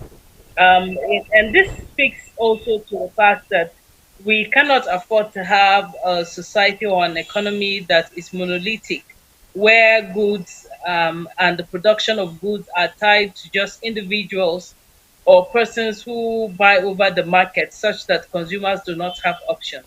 Government over its own citizens to ensure that citizens have options, and that not those options are not only available, but that there are information about about those options, so that citizens can take informed decision about what they purchase and how they go about that purchases, and what those purchases will mean when they put their money to make the buy. Bertha, interesting. And, to buttress everything you've said, let's bring things into some practical terms here. You being a legal practitioner, if a consumer suffers injury with permanent disability, or even loses a loved one because of a dangerous product, what legal right do they have? Let's talk about that, because earlier on you made mention of the issue of bread. We could see that it went viral for a while, but no, it's off the radar. So we need to have this conversation so that consumers can know their legal right attached to situations like this when they, find themselves in such circumstance. The criminal law and the penal laws also make available provisions where the consumer protection where consumers' rights are violated in a criminal manner, say for instance leading to death or leading to disability, or leading to malfunctioning of any form. So whether it is the Standard Organization of Nigeria Act or the NAFDAC Act or even the fundamental rights of the Federal Republic of Nigeria, these are all provisions that allow an aggrieved person to go before the court. Thankfully, as far as fundamental human rights are concerned, a person doesn't even have to wait for their rights to be violated. If your right has been, is being, or is likely to be violated in such a way that it ties up directly to your fundamental rights, then you can go to the court and seek redress.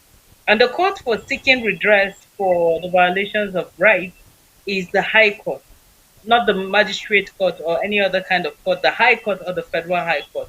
And so people can approach the courts to seek redress. But also in almost every state and every local government, there are offices that address this right. So we speak about the question you asked is about when a person's right is violated and maybe they are in danger of their life or disability. But you also have people who they buy certain goods and the weight of the good and the measurement of the good are not up to the expectation. So the Weight and Measurement Act, for instance, allows for redress. There are redress that are found in the law, but the laws themselves cannot be activated until aggrieved people step forward and demand accountability. And it is important that citizens understand that each victory helps us some other to win. If we don't put pressure on the system, the people will, unscrupulous business people, and those who don't care about the safety of others will continue with business as usual, endangering people, cheating people, selling substandard goods, and making life difficult for others. So it is important that consumers take their lives in their own hands and demand for justice. Absolutely, consumers must take their life into their own hands. It's very, very important. And let's focus our attention more about the approach to seek redress, just like you made mention. And a lot of consumers out there, welcome to Nigeria, where anything and everything goes. And a lot of consumers think all this are just messing, they are speculations. And the reason is because many people feel powerless when dealing with large corporations like this. Because we've seen cases whereby, consumers are being subdued, treated illegally, and all of that. So can an ordinary Nigerian successfully challenge a company whose product or service endangered their life? Well, I wish that I could answer that in absolute terms. One of the challenging cases that we have seen in recent times is, for instance, the Erisco case and how that continues to raise the fundamental question around whether consumers can demand for better and how they can go about it. So every action that is done must be circumscribed by law. Whether it is the consumer who is seeking redress, it has to be within the circumference of law. And people should not be afraid about corporations. You see, no corporation would want to lose its customers. And that is where citizens can also activate not just the court of law, but the court of public opinion. The court of public opinion works well when people in solidarity move towards the side of truth and refuse to accept to be intimidated by big corporations. Because if corporations are running businesses, they're running for profits. If they are selling goods and services, they have to engage with the public and have the customers for them to have a thriving corporation or company. And so, if citizens are able to take a stand and say, we will not be treated less than the dignity that we deserve, they can do that by boycotts. They can do that by refusing to engage corporations and companies. That itself is a good statement. But we must not accept stereotypical conversations and thought processes such as this is Nigeria where everything goes. I want us to be able to challenge that thought by saying that as citizens, we cannot be subject to the system.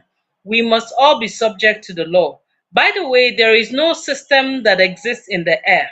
Systems are run by human beings, and every human being should be subject to law.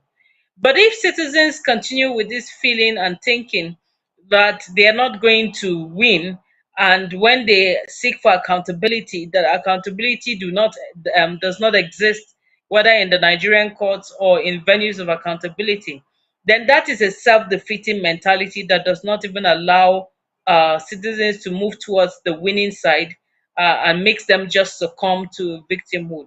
So we can only be as victims as we choose to be. But if we're resilient enough to seek redress, then we will not allow any system to subjugate us as consumers. We would continue to push for accountability until victory comes. So it is often The, about how dogged we are to require and request for accountability.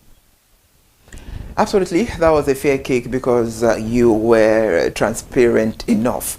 But talking about situations like this, a lot of complaints do not own their offense. Talking about this, they want to, subdue, maltreat consumers. And now, because issues like this are two sides of a coin, some companies or some organization might want to take offense, and some might not want to take offense.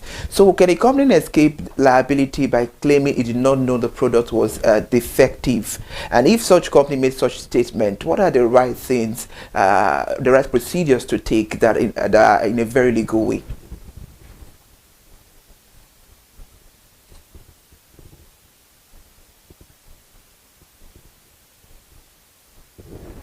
Barrister, did you get that, or I should take that again?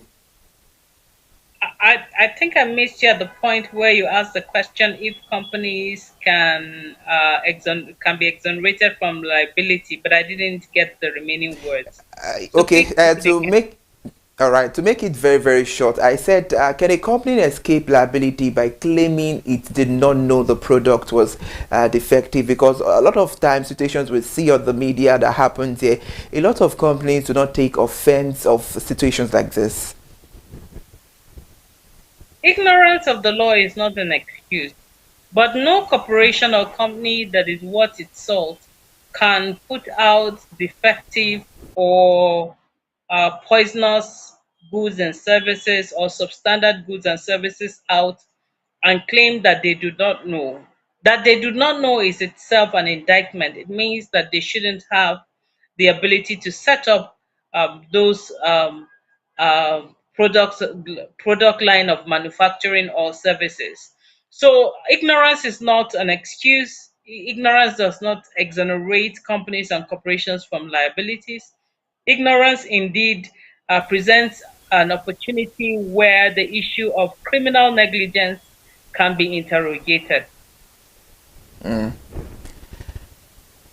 Over the years, there have been a lot of factors that have contributed to consumer unsafety in Nigeria, and absolutely insecurity is something we need to look into because it has been a canker worm that has eaten deep into Nigerian system. And in recent years, insecurity has disrupted the transportation route and supply chains. How has this situation contributed to the circulation of fake, expired, or unsafe products in the market? Indeed, insecurity is part of the challenge that feeds into the substandard goods and services that we have. But that's not enough to exonerate. There is such a thing called a chain of reaction, and people who are within the value chain that could cause the failure or of an action, or could determine the outcome of an action. So if, for instance, it is insecurity that feeds it, the question around who failed to ensure security should come up as well. And so people can become vicariously liable for actions in commitment or in negligence that could lead to a violation of the rights of protection. Let us assume, without necessarily conceding, that the example you want to put out is maybe of vaccines. Vaccines have been set out and they have to arrive within a certain time in a certain community, but insecurity stops it along the way. Uh, the person who is making the delivery cannot just go and dump it and say, oh, there was insecurity and that affected it. No. The end of the process should be what is protected. If the end is going to endanger, if it's going to shortchange, if it's going to violate rights, then there should be protection. But every other person who contributed in feeding to the violation of consumer rights also has a share in taking, in terms of liability and the accountability measures and redress that should be taken. Our conversation is based on reality and fact because we've seen a whole lot and we've actually lost count. So that is why it's very, very important to bring or to set reality in when having a very sensitive conversations like this, especially on a very, very palatable media channel. If fake drugs, contaminated food, substandard electrical product, or faulty gas cylinders cause harm, who should be held responsible? Is it the manufacturer, the distributor, the retailer, importer, or everyone in the chain? It depends on who in the chain caused the failure. And it could sometimes be that different people in the value chain contributed. So if there is contributory negligence or contributory violation, then everyone in the value chain will be held accountable. But if it is a violation that can be tracked and traced to someone who failed to do what he ought to do, or did in fact did something criminally that affected the outcome, then the person in the value chain who triggered that action or who made that action possible that caused the violation will be held accountable. Consumer complain that businesses now use insecurity that we just looked into right now, scarcity or supply disruptions as excuse to deny refund, replacement or compensation. Is that legally acceptable? It depends on what the facts are. It's difficult to just say whether that's acceptable or not. The facts will determine what the issue is.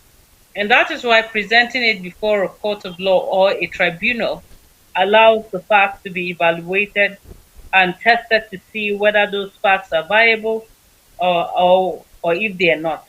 But over and above all, any society that suffers from insecurity subjects itself to many violations of rights, including the parent's right to life. It's easy to get violated. But it also does not mean that people who fail to act within the circumstance that also